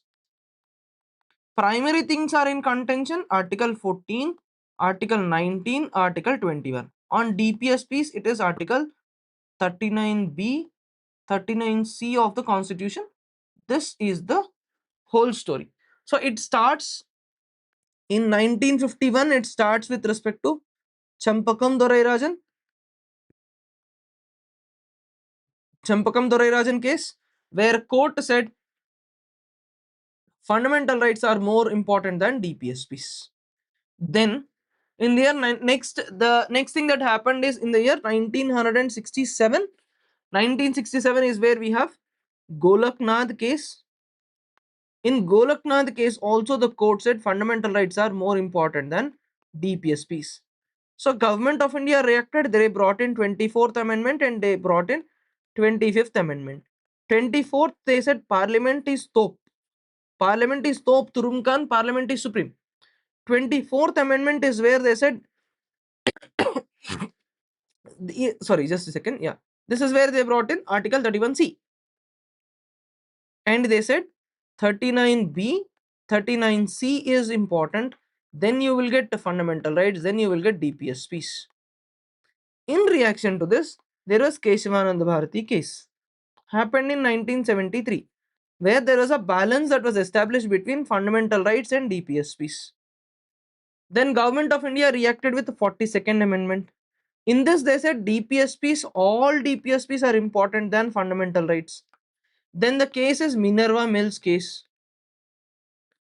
Then there is a case that is Minerva Mills case, where court clearly said this nonsense is not possible. We are reverting back to original. These are various case laws. Okay, these are the case laws. The session will be available. I'll give this entire notes to you. Don't worry. Once the class is completed, I will upload this entire annotated PDF. I will give this PDF. Okay. Now, last thing in the cases, last kind of a thing in the cases, there are two more cases which are not related to this story. This is a whole long story, but there is a separate part that I wanted to tell you. There is one more article in Indian Constitution which was widely interpreted multiple times. The article that I am talking about is article number 21. Now, article 21 clearly said it is about right to life. Right to life. Okay, in 1950s when Indian Constitution was brought into picture, initially everybody thought right to life is just a mere physical form of life. Mere physical form of life, or in a manner, if a person is alive, if the government is not taking away their life physically, then right to life is not violated. So in the initial days, right to life was interpreted in a very, very narrow manner. But over a period of time, the society started to evolve. Now the definition of life started to evolve. We started developing concepts such as HDI, Human Development Index. Then we started to talk about Gross Happiness Index, etc. All in all, the overall meaning and perspective of life constantly changed. And when this perspective of life changed, the interpretation of the meaning of life has to change. So thereafter, over a period of time, we went for wider interpretation of life. Now it is not just a physical form of life, it is also quality of life, well-being, happiness, quality of life, etc. Everything started to come in. So this is where we have judgments such as Puttaswamy judgment, which talks about right to privacy. This is where we have Nas Foundation case, etc. Right, where you have homosexuality, which is not no, which is not criminalized, or which is not supposed to be criminalized. So the quality of life became centric. Originally, it was a physical form. Now, quality of life became important. So, the case in which Supreme Court said right to life is to be treated as narrow and the fundamental rights are to be studied separately. We should not combine fundamental rights. This case is A.K. Gopalan case. A.K. Gopalan case is where they said fundamental rights are to be studied in silos. The meaning of this is, for example, let us say Article 21 talks about right to life. Article 19 talks about freedom of speech, freedom of movement, residence. If I merge 21 and 19, I can say right to life with a quality where a person will be able to practice any kind of profession. So combined study was not there. Initially in A.K. Gopalan's case, they said fundamental rights are to be studied in pure silos. But by the time of the next case, which is Menaka Gandhi case, Supreme Court said all fundamental rights are intertwining with each other. There is no fundamental right which is independent. So this went for a wider interpretation, and we have a lot of new right to life that etc. started to come up. One very latest example is the right to walk on right to walk on footpaths. So these are the two other cases, and all in all, the whole case laws. This is a whole story of case laws. Okay, so AK go in the exam point of view. Yeah, passive euthanasia is also valid under right to life, because you should not make people suffer. You should not make people suffer, right? So these are the case laws that they will ask you in the exams, and these case laws are definitely important. Right? A.K. Gopalan, Menaka Gandhi, Minerva Mills, Keshavananda Bharati, Champakam Dorairajan, Golaknath. We also studied about the Indra Swani case, the other cases that we studied today. Let us quickly write those names also, important cases. Mein. We also studied Indra Swane case. Indra Swane case is about creamy layer. This we studied. Then there is Puttaswamy judgment. Puttaswamy judgment is about right to privacy. Then there is a Nas Foundation case, which is about homosexuality, right? So these are various cases. They might also ask you about Shankari Prasad case, which is about reservations. Then we studied IR Coelho already. Then there is LIC versus Union of India case. These are also a part of fundamental rights only. So this all in all is about case laws. Now you start handling this question. Now that we spoke so much about case laws, let us do questions. This is the time for us to get back to questions. Come on, please do this.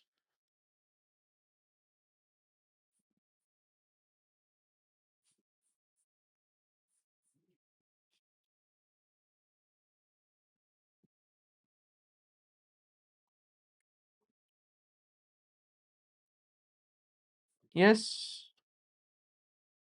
81 got missed, huh? I'll go back. Don't worry.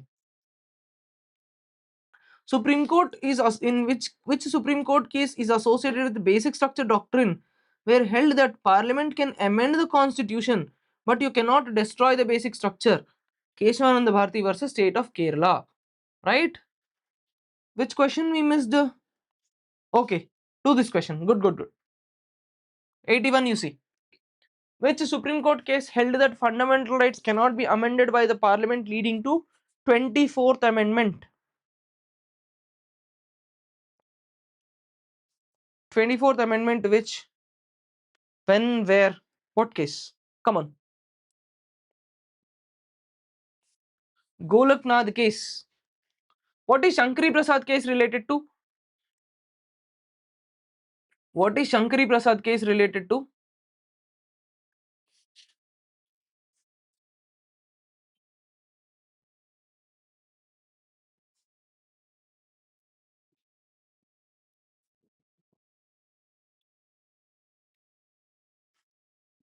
Shankari Prasad case, Parliament said we can amend, yeah, we can amend fundamental rights, and that part is just a normal law but not a constitutional amendment. That is Shankari Prasad case. Shankari Prasad case where Parliament said a law to amend fundamental rights is not a constitutional amendment under 368. This is Shankari Prasad case, right? Okay.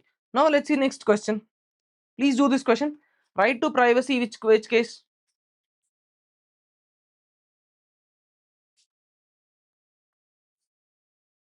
Right to privacy is Puttaswamy judgment. Yes. Vishaka guidelines. Did you ever heard of this word Vishaka guidelines? Vishaka guidelines. कभी सुना आपने? Did you ever hear? Vishaka guidelines are about a very famous, guideline which is known as POSH guidelines. Prevention of Sexual Harassment at Workplace Act. POSH Act, before POSH Act was brought in, Prevention of Sexual Harassment Act was brought in. The guidelines that were issued by Supreme Court, we famously call them as Vishaka guidelines. Yes, POSH guidelines. Yes. Right? Then you have Shreya Singhal Act. Shreya Singhal case, there is one act in India which is known as IT Act. You know this?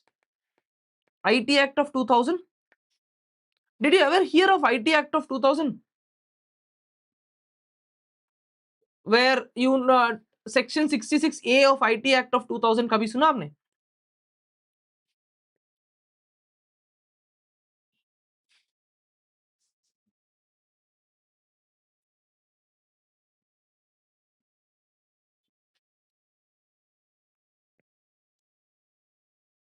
You know Kunal Kamra and all? Do you know this guy Kunal Kamra, Samay Raina, Beer Biceps, all these people? At times what they do? They do political satire. Etc. Fun oriented political satire, etc. Sri Ranganath, are you part of IAF? Okay, they do a lot of political satire, etc. Right? So this kind of any kind of offensive messages, sending offensive messages, etc. See, what happened was in 2009, Government of India brought in an amendment to this act and they introduced a section called Section 66A.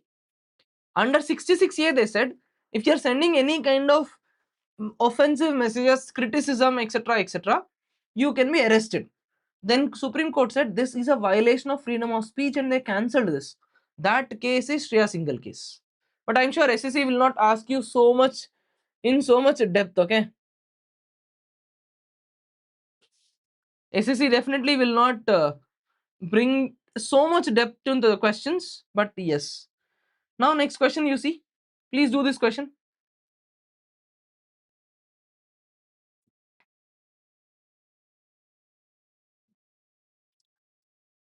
Section 66A of IT Act. This is Shreya Singhal case. Clear? Now next question. Please do this. And this Olga Tellis versus State of Bombay BMC. This is about right to livelihood. Right to livelihood. This is about livelihood. Oh, nice, yeah. I'm glad about you, dear. I'm really glad about you. Sri Ranganath ji. Alright. Next question, please. Do this question.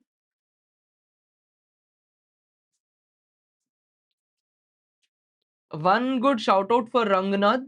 Ranganath ji, one really good shout out for him. Yeah, please do this question. How many pairs are matching correctly? IR Coelho case, it is about 9th schedule, yes or no? One is correct. This is correct. Nalsa case. Nalsa is about a transgender identity. This is also correct. This you can ignore. The answer is D, not a problem. But please remember IR Coelho, Nalsa. These two are important. Nalsa is for transgenders. Nalsa is for transgender personalities. Now is the questions of DPSP, your favorite topic. Again, you will start A, B, B, B, C, C, C time. Come on. Yes, start answering these questions. DPSPs. Cases are over. Done. Case laws and cases are done.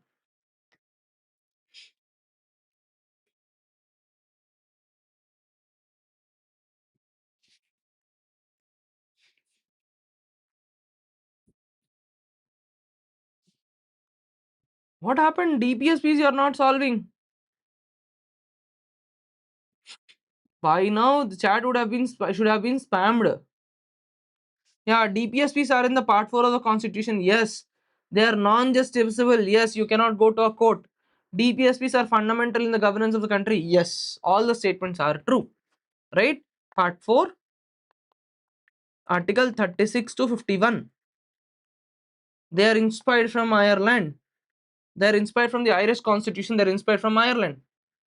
Next question. What are the now then DPSPs are also classified into socialistic, right? Socialistic, Gandhian, liberal. These are the classifications. Yes. Come on. Next question. Do this. Please do this question.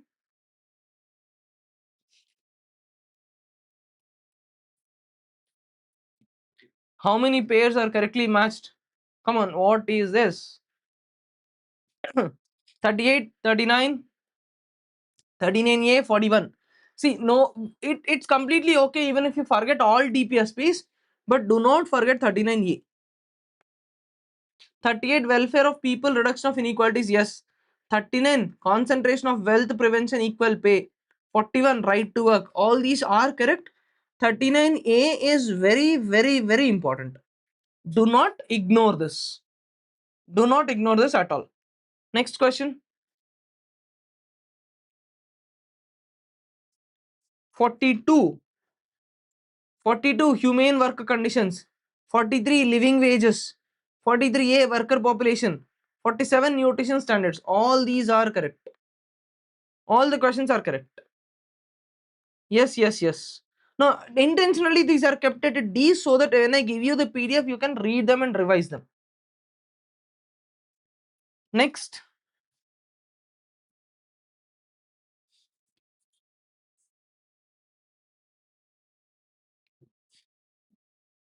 Article 40, Village Panchayat. 43, Cottage Industries. 43B, Cooperative Societies. This is also important. This is right. 43A, what is 43A? 43A is not worker participation. 43A is not worker participation, nah. Correct or wrong? Am I making a mistake? Let me check. I don't want to make a mistake now. 43A. Yeah, it is correct. My mistake. 43A, worker participation is correct. All these are true. Right. This is again a list you can study. I am skipping the list questions. Come to this question. Yeah. I have skipped the list because you are already good at article numbers. I am not dwelling in there. But there are certain article numbers which you must remember. Utnata, I will write it before I skip article numbers. Even if you don't remember all article numbers, it is completely fine. But you need to remember 39A. 39A is for legal aid. 44. 44 is for Uniform Civil Code. You need to remember UCC. And then you should also remember 45. 45 is for early childhood care. Okay. Early childhood care, that is less than 6 years. This is under 45. This is also important. This you have to remember. Yeah, beyond that, you don't have to remember much of anything. 40 village panchayat, this you remember. Enough. This part you remember, this is enough. Now let's do this question. Please do this. Which of the following is true about fundamental rights and DPSPs? Fundamental rights are justiciable. DPSPs are non-justiciable. Now both are justiciable in the courts. Wrong. DPSPs override fundamental rights when in conflict. No, no such blanket statement. These are justiciable, they are not. Yes. So answer is C. Answer is C. Now you see next question. What is the objective of Uniform Civil Code in India?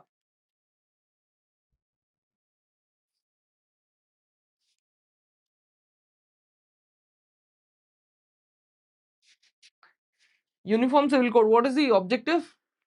Uniform is same. Civil is for civil laws. Right? Uniform Civil Code is where you are implementing a similar civil law for everybody. Yes. Which state in India is the first state to bring in Uniform Civil Code?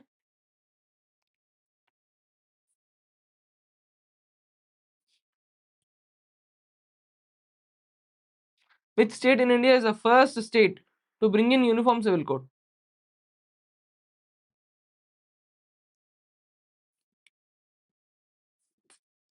Uttarakhand? Yes. Are there any other states with in independent India? Uttarakhand. Goa had a civil code before independence. Are there any other states in India with civil code?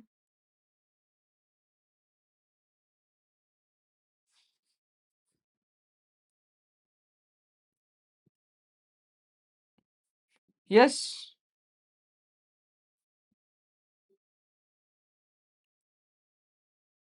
What states are there? You have Assam, Goa, Assam, Gujarat. Yes, they all have their own independent versions of better versions of civil code. But exact UCC is not there. There is an advanced version. Next question. Goa civil code is fine. Yeah. Do this question about Goa civil code.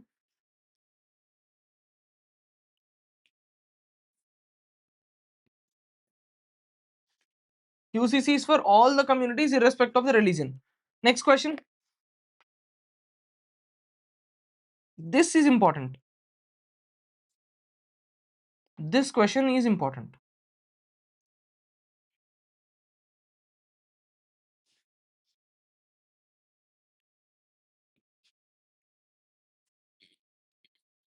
B, yes. Which DPSP was added by 25th Amendment? It was 43A, worker participation in the management. This was added by 42nd Amendment, sorry, 25th Amendment. Arey, wait, no man, you are wrong.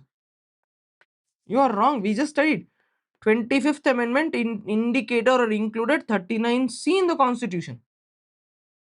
39C and 39B are introduced by 25th Amendment. Worker participation was done by 42nd Amendment.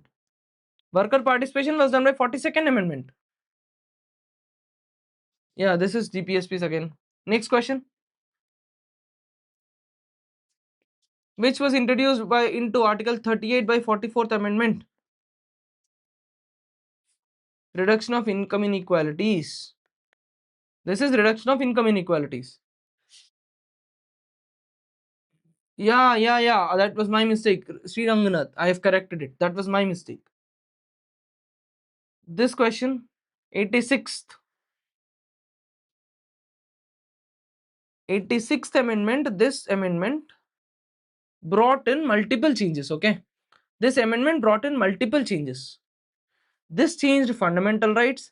This changed DPSPs. This also changed duties. All these things are with respect to 21A, that is right to education. Right to education was brought in, and in DPSP's 45A was changed, where they said in below 6 years it is a responsibility to provide free childhood care below 6 years. Okay, free childhood care below 6 years. All right, now the next question. 97th amendment is about cooperative societies. 97th amendment of cooperative societies is with respect to article number 43B. Okay, now duties, come on, we are at the topic of duties. Once we complete duties, we can confidently say one chunk of the polity is done. Major part from where the questions they ask is done. Then we have to do president, governor, center state relations, etc. Come on, we are doing good. We are doing really good.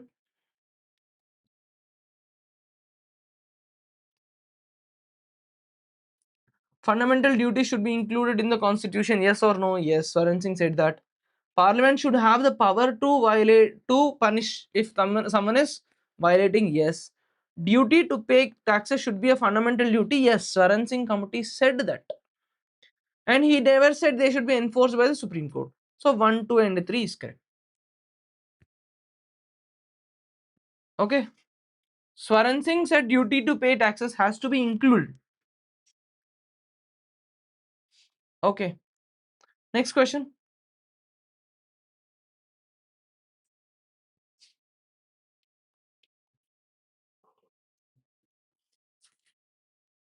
Fundamental duties, which of the following statements are correct? Fundamental duties were a part of original constitution. No. They were added by 42nd amendment. Yes. Part 4A. Yes. 51A. Yes. So this statement is correct. No, duties are not enforceable.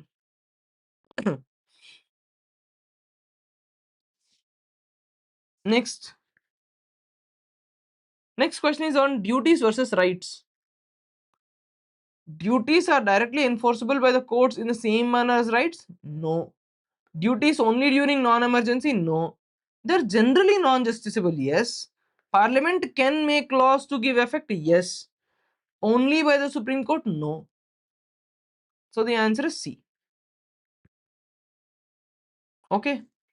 Next question.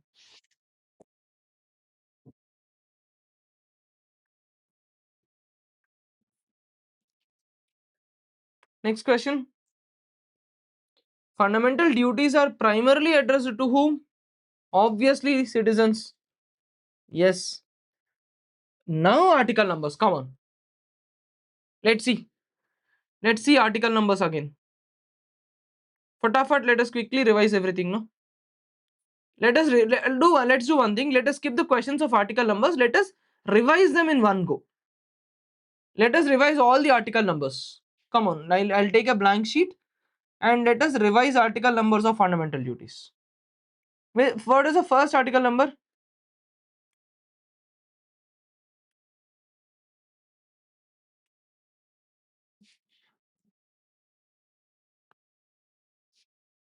Article 51A.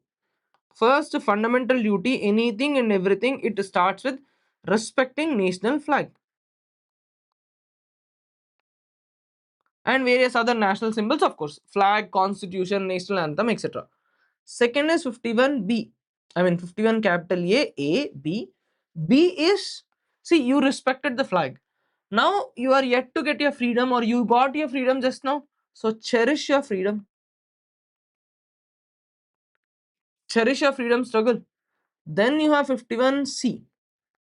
51C is where uphold sovereignty. Uphold sovereignty of India. Next is 51D. 51D is to defend the country. Whenever there is need, once you have uploaded, you have to defend the country.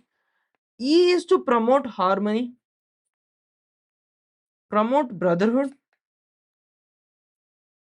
right?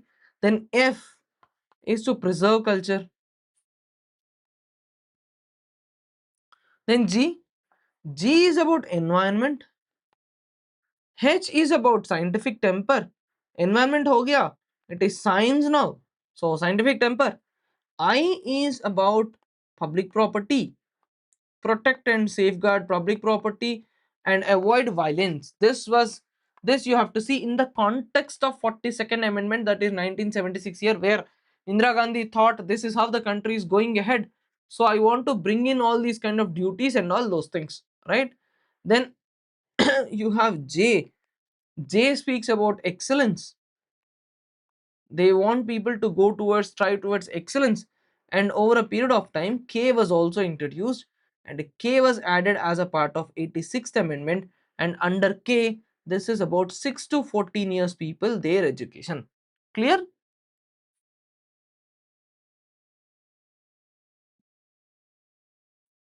Today is polity marathon, no sports marathon. Yes. F for forts, preserve the culture. D for defend the country. Yeah. K for kids, nice. K for kids, 6 to 14.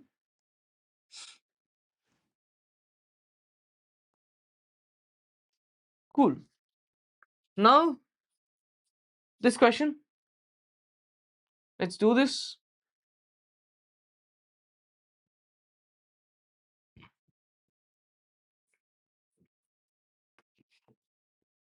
Let's do this, please.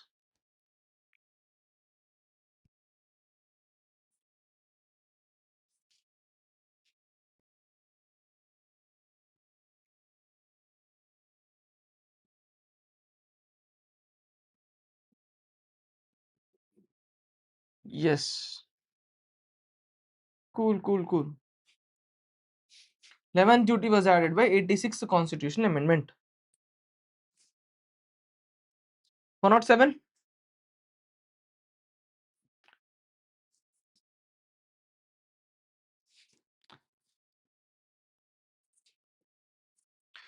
51E requires citizens to promote harmony and brotherhood. It also requires citizens to renounce the practices that are derogatory to the dignity of women. This is right. This is right. But can I use the word because here? If I say because, that doesn't work. So A is true, R is also true, but R does not explain A. Shall we skip fundamental duties? Let's skip fundamental duties, okay? And let us go to the next important topic, that is president. Cool?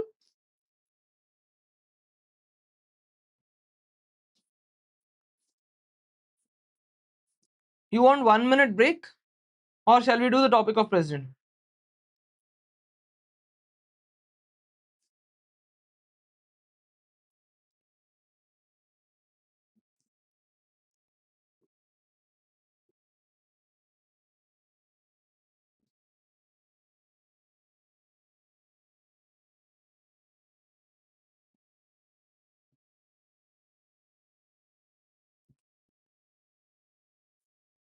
Yes, no, yes, yes. 1 minute break. Okay. 30 seconds. Take 30 seconds, okay? 40. Just 40 seconds before we start with the president. Yeah. State division and citizenship, they're not asking any question.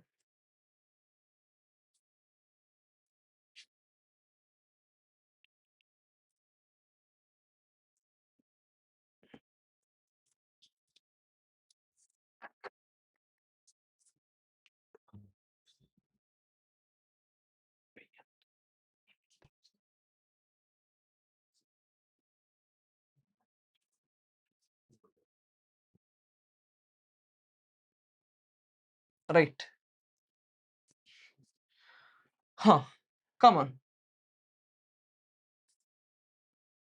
President of India, which article? Which article talks about the president of India? 52? Yes. President is the first citizen of India, head of the India, head of the union. It is article number 52. T. 2. Yes. Let us quickly close the questions now. We will target to complete the class in 1 hour. By 4 o'clock, we will try to complete all the questions, okay? We have around 250 minus 114. How many questions are there? 136 questions. We will aim to complete all the 136 questions quickly. What is the relationship between 53 and 74? 53 gives all the executive power to the president, prime minister. 53 says the power is in the hands of president. And 74 says yes, this is right. 74 talks about aid and advice. And 53 says power is in the hands of president. Yes or no? Right. Next question. Which is not a qualification?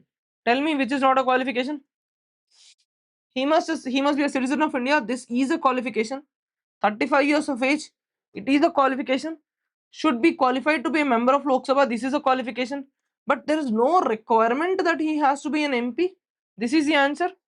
Yes. Is there any other qualification? No office of profit. No office of profit, right? Right. Who elects President of India?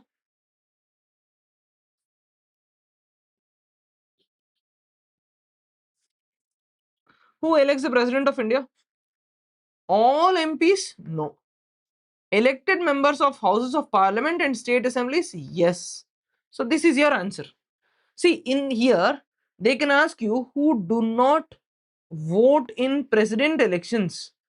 They can ask you who will not vote in president's election. First is nominated MPs. Nominated MPs, they don't vote. Nominated MLAs, they don't vote. All MLCs don't vote. This is very, very important. They will ask you, they have asked this multiple times. Clear? Next question. Which method is used for election of the president? What do you call that method as? Proportional representation by single transferable vote. First past the post system is used for prime minister, chief minister, or for that matter, MP, MLA, all direct elections.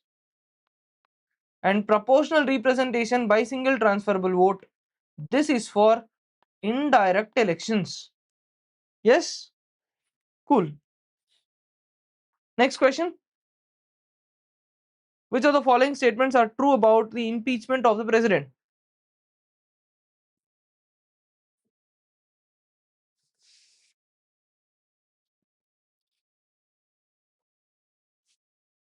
One, he can be impeached on the violation of the constitution only. Yes, this is true.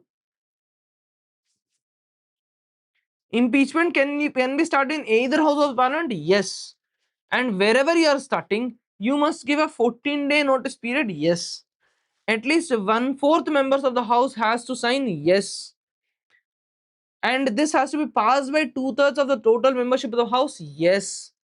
Yes or no? So all of these statements are correct. Yes. Right. 62. Sorry, under Article 62, which of the following is right? Let's say the president office is vacated. Within how many months? You need to conduct fresh elections within how many months? 6 months. 6 months, right?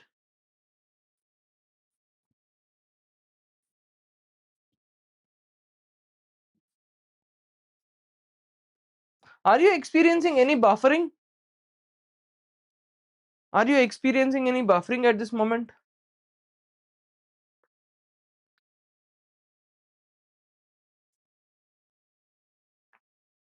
I have buffering that's going on my screen. So are you experiencing any buffering?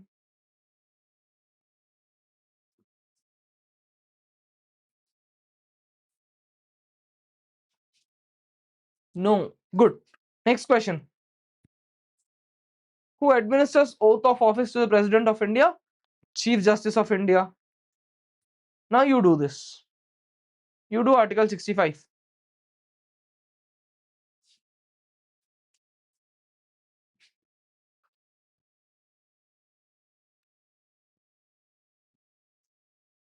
I will also sit again.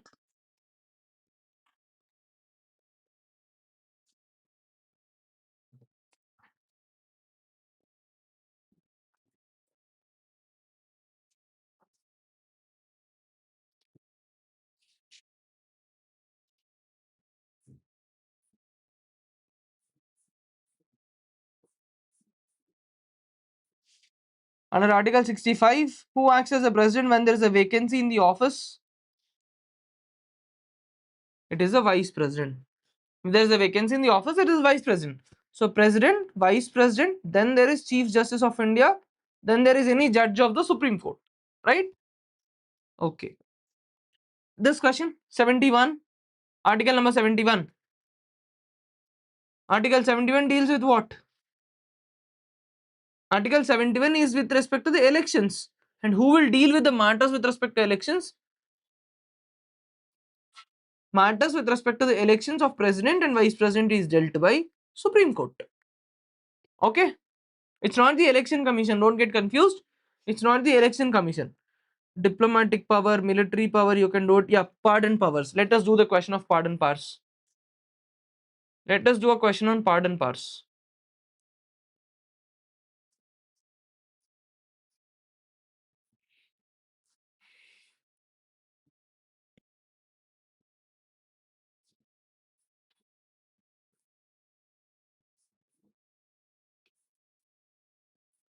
Yes.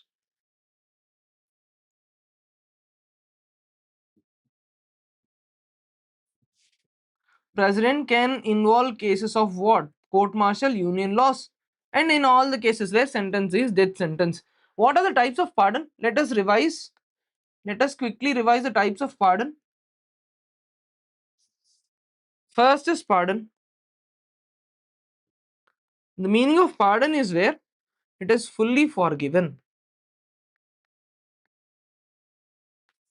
The meaning of pardon is where you are completely or fully forgiving it. Next is reprieve. The next one is reprieve. Reprieve is where you are temporarily suspending. You are temporarily suspending a particular sentence, especially you are giving some time so that it can be considered, etc., etc. Next is respite. Respite. Respite is where you are reducing the, you are giving a lesser sentence. You are giving lesser sentence.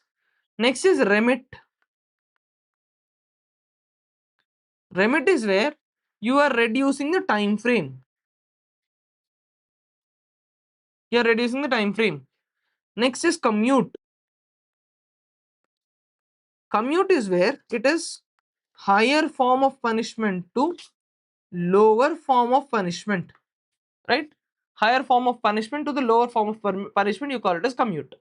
Clear? You remember all these things? याद है, भूल गए क्या है?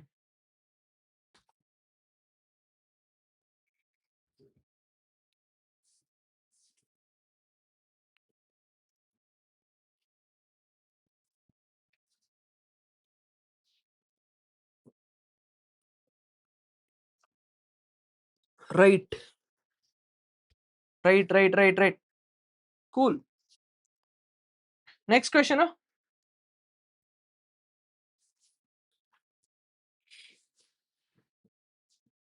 What is the difference between pardon power of president and governor? What is the difference? First of all, what is the article number?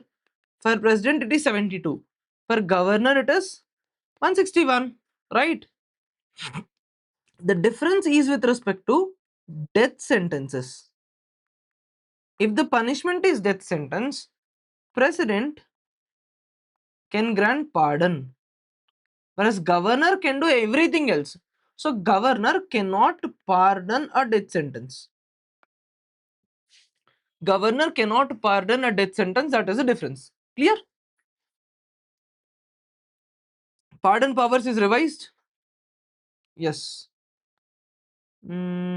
Budget. Yeah, ordinance. Let us do ordinance question. Let's do ordinance question.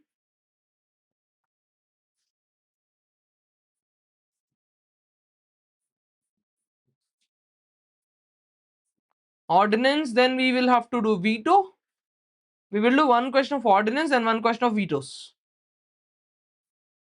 Ordinance is under Article 123. Yes. What is the life of an ordinance?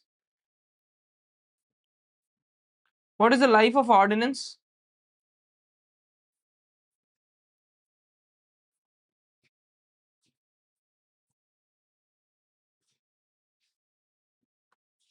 Six months and 6 weeks. 6 months plus 6 weeks. So you can bring in an ordinance only when either of the houses are not in session. You can bring it when either of the house is not in session, and this can be done by president, right?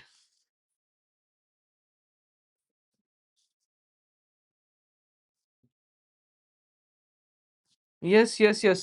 123 for president, 213 for governor. When either of the house is not in session, 6 months and 6 weeks. Very good. Let us revise veto. Where is veto question? Just a minute. Vice president. This is also vice president. Let us revise veto now. You see this question, then we can go to veto. President summons a session, prorogues the parliament, they can dissolve Lok Sabha. President nominates 12 people to Rajya Sabha. President can give assent to the bills and can return a non-money bill. President can promulgate ordinances. All these statements are right. All the statements are right. What are the veto powers that you know of? Let us quickly revise veto and close the topic of president. Veto. How many types of vetoes are there? Absolute veto.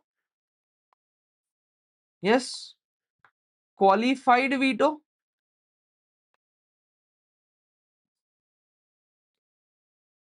Suspensive veto. Then you also have pocket veto, right? Absolute veto is where a no is a no. Yes. Pocket veto is there where there is no decision is being taken. Qualified veto is where once you say no, you need more majority. Yes. And qualified veto is not in India. Pocket veto is an Indian innovation.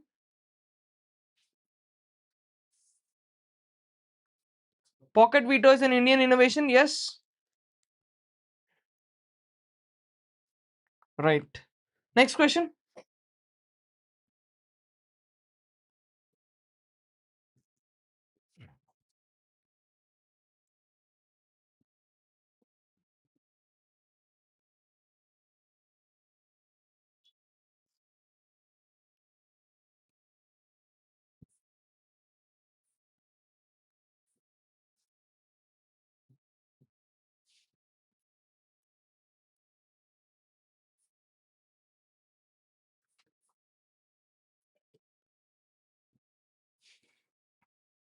Executive powers of the president, you can do it already. Vice president, you can do it. Oath affirmation. What does article? Yes, do this question, please. Let's come to this question.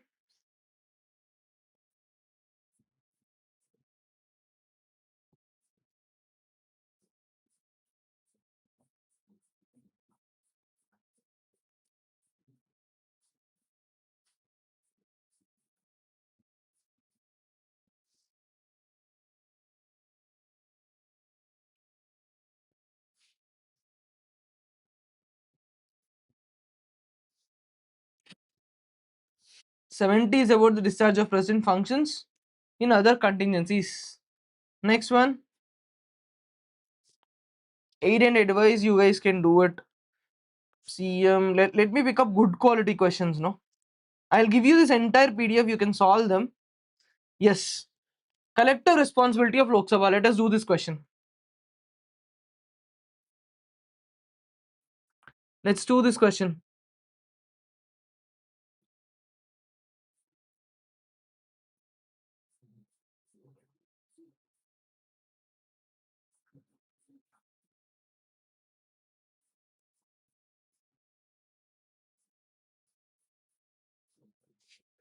Council of Ministers is collectively responsible to Lok Sabha. A minister holds office during the pleasure of the president. Yes. Constitution does not provide for the legal responsibility of ministers. Yes. All the statements are correct. Yes. Next question.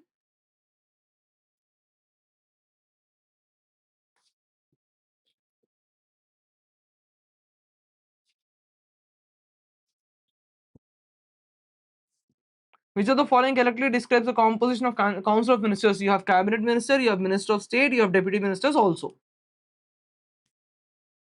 This one, please.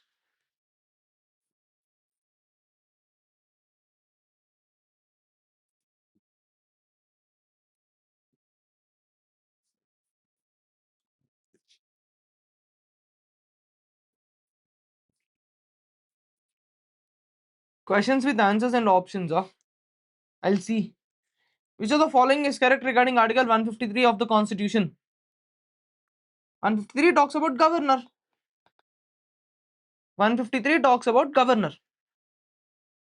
Right? Next one. 154.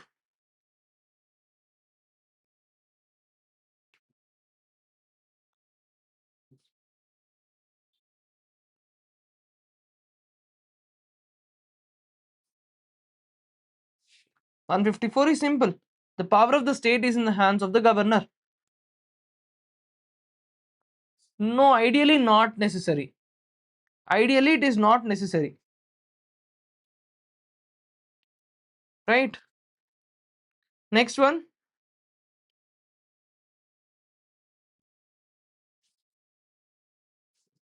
Next one.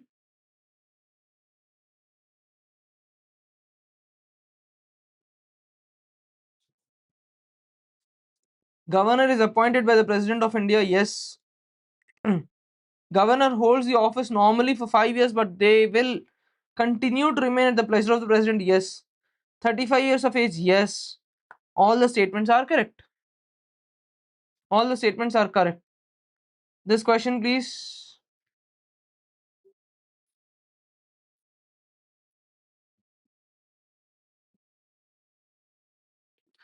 Now, do you know about a commission known as Sarkaria Commission?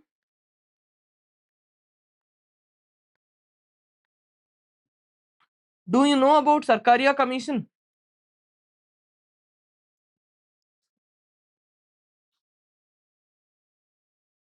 Have you heard of Sarkaria Commission?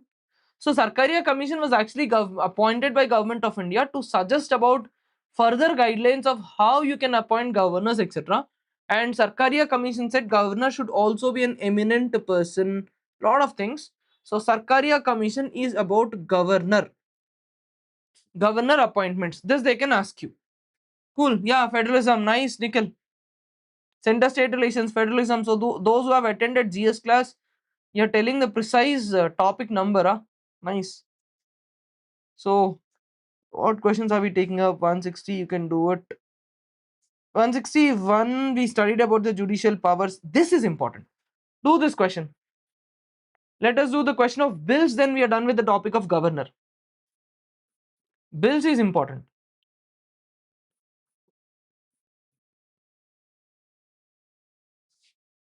See, whenever there is a bill that is passed by a state legislature, governor can say yes, governor can say no, or governor can return the bill. Or he can also say, I am keeping this for the president. So governor can reserve a bill passed by the state legislature for the consideration of president. Yes, the statement is absolutely true. Okay. Next, governor can recommend president rule when he is satisfied that governance of state cannot be done. Yes. Governor has complete discretion. No. So only 1 and 2 are correct. Only 1 and 2 are correct. Now you tell me what happens when governor gets a bill. What happens when a governor gets a bill?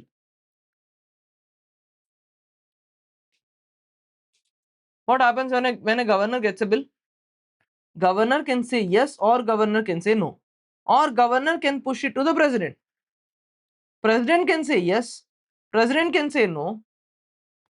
President can also Can a president return? Yes. Let's say president returned and the bill came back to the state. This time, the state can send the bill only back to the president.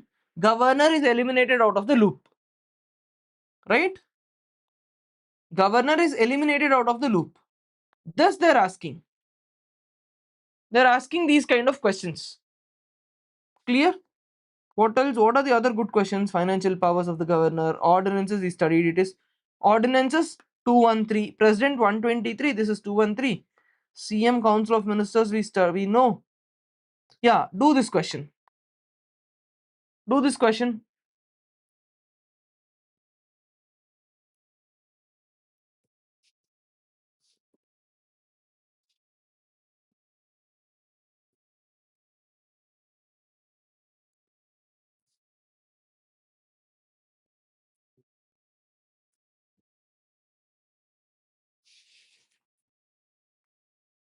Yes, president need not sign it again. Yeah, very good. 164 1. Which state should have a tribal welfare minister mandatorily? Tribal welfare minister should be for Odisha, Jharkhand, Chhattisgarh, Madhya Pradesh. Yes. Judicial proceedings. Yes, this part is important. Tribunals is important. Do this question. Let's do the question on tribunals. Tribunals, interstate councils, this is important. Article 262 empowers the parliament to set up tribunals for river disputes. Yes. In all such disputes, in any kind of tribunal that is established for river disputes, you know that Supreme Court has no jurisdiction in the matter. Supreme Court has no jurisdiction in this matter. The tribunal's authority is full and tribunal's authority is final. Right? This is wrong, this is right. Next question. Interstate councils. This is also important. They're asking questions on interstate councils, etc. Interstate council article number 263. Please remember 262 is for river water disputes. 263 is for interstate councils. Okay. Now you see one more question on interstate commerce, interstate trade, interstate commerce. Yes, zonal commissions.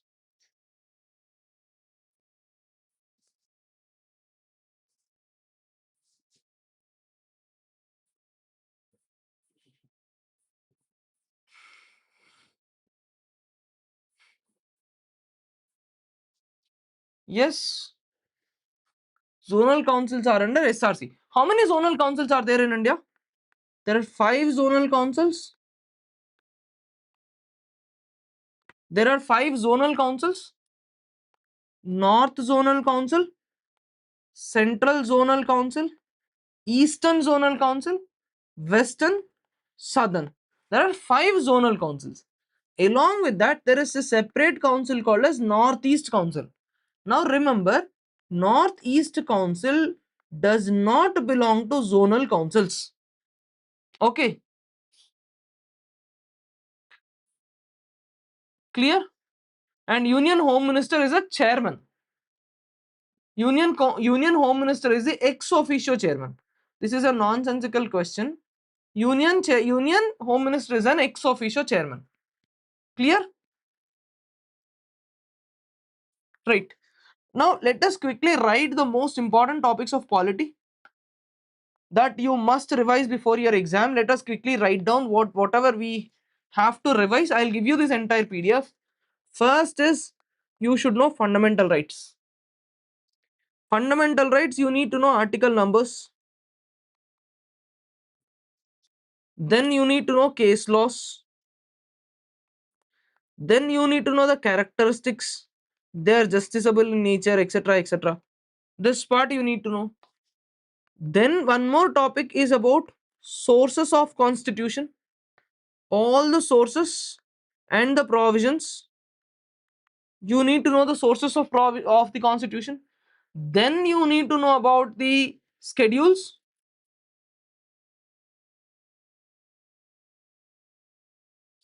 Then you need to know about the schedules.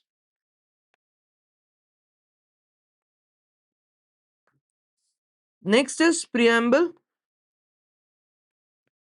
Within preamble, you have to know about Berubari case and Keshwanand Bharati case. Then DPSPs. DPSPs you have Gandhian, liberal, socialist. Here you need to know the article numbers. Here you need to know article numbers, and in fundamental duties also there are two committees.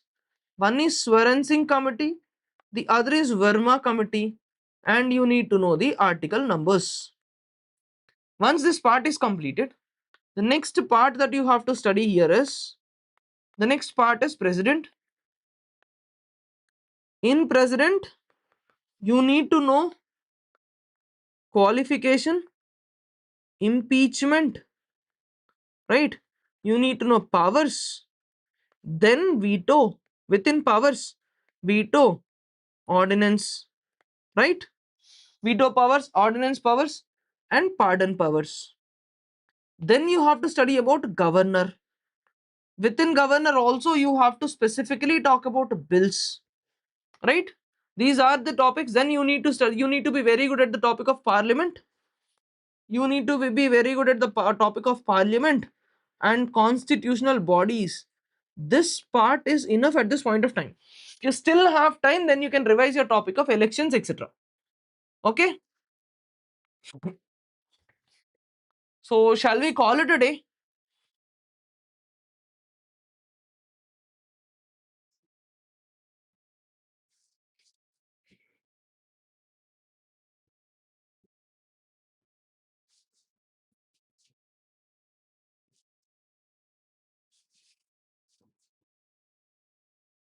Yes, I'll give you this document. You can revise from these questions.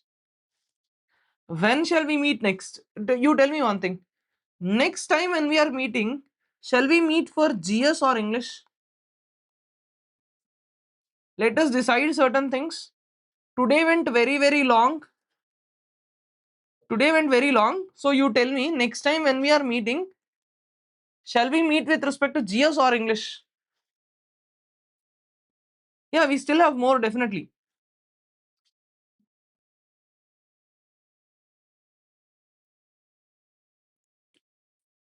English.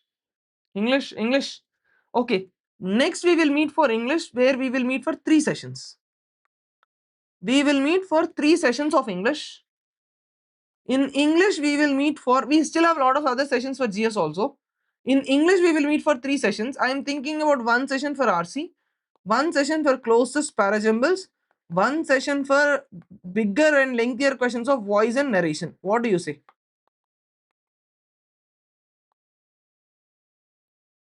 Yes.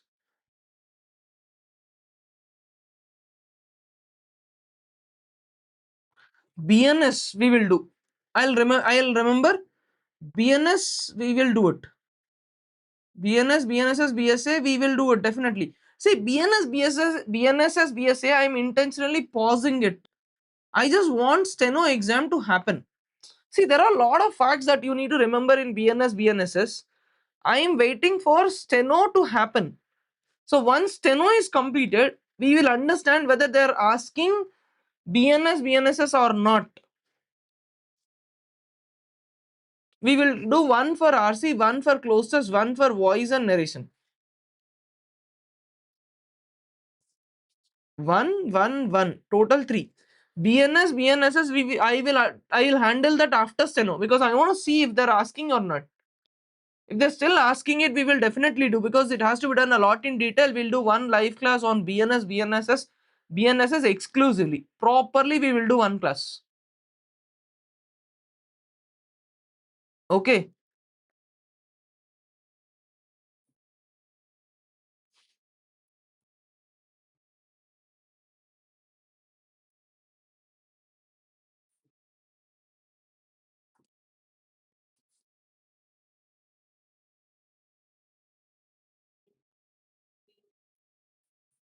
Okay. So yeah, let's call it a day for today.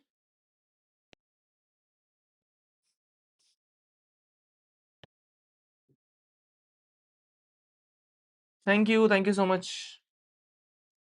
We will plan the rest of the topics. We will definitely plan the rest of the questions.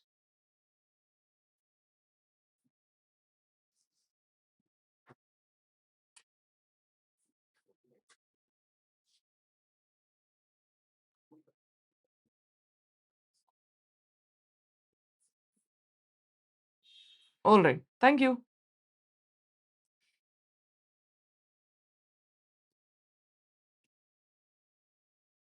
Yeah.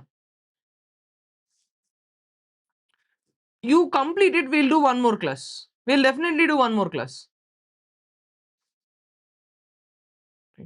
Thank you. Thank you so much.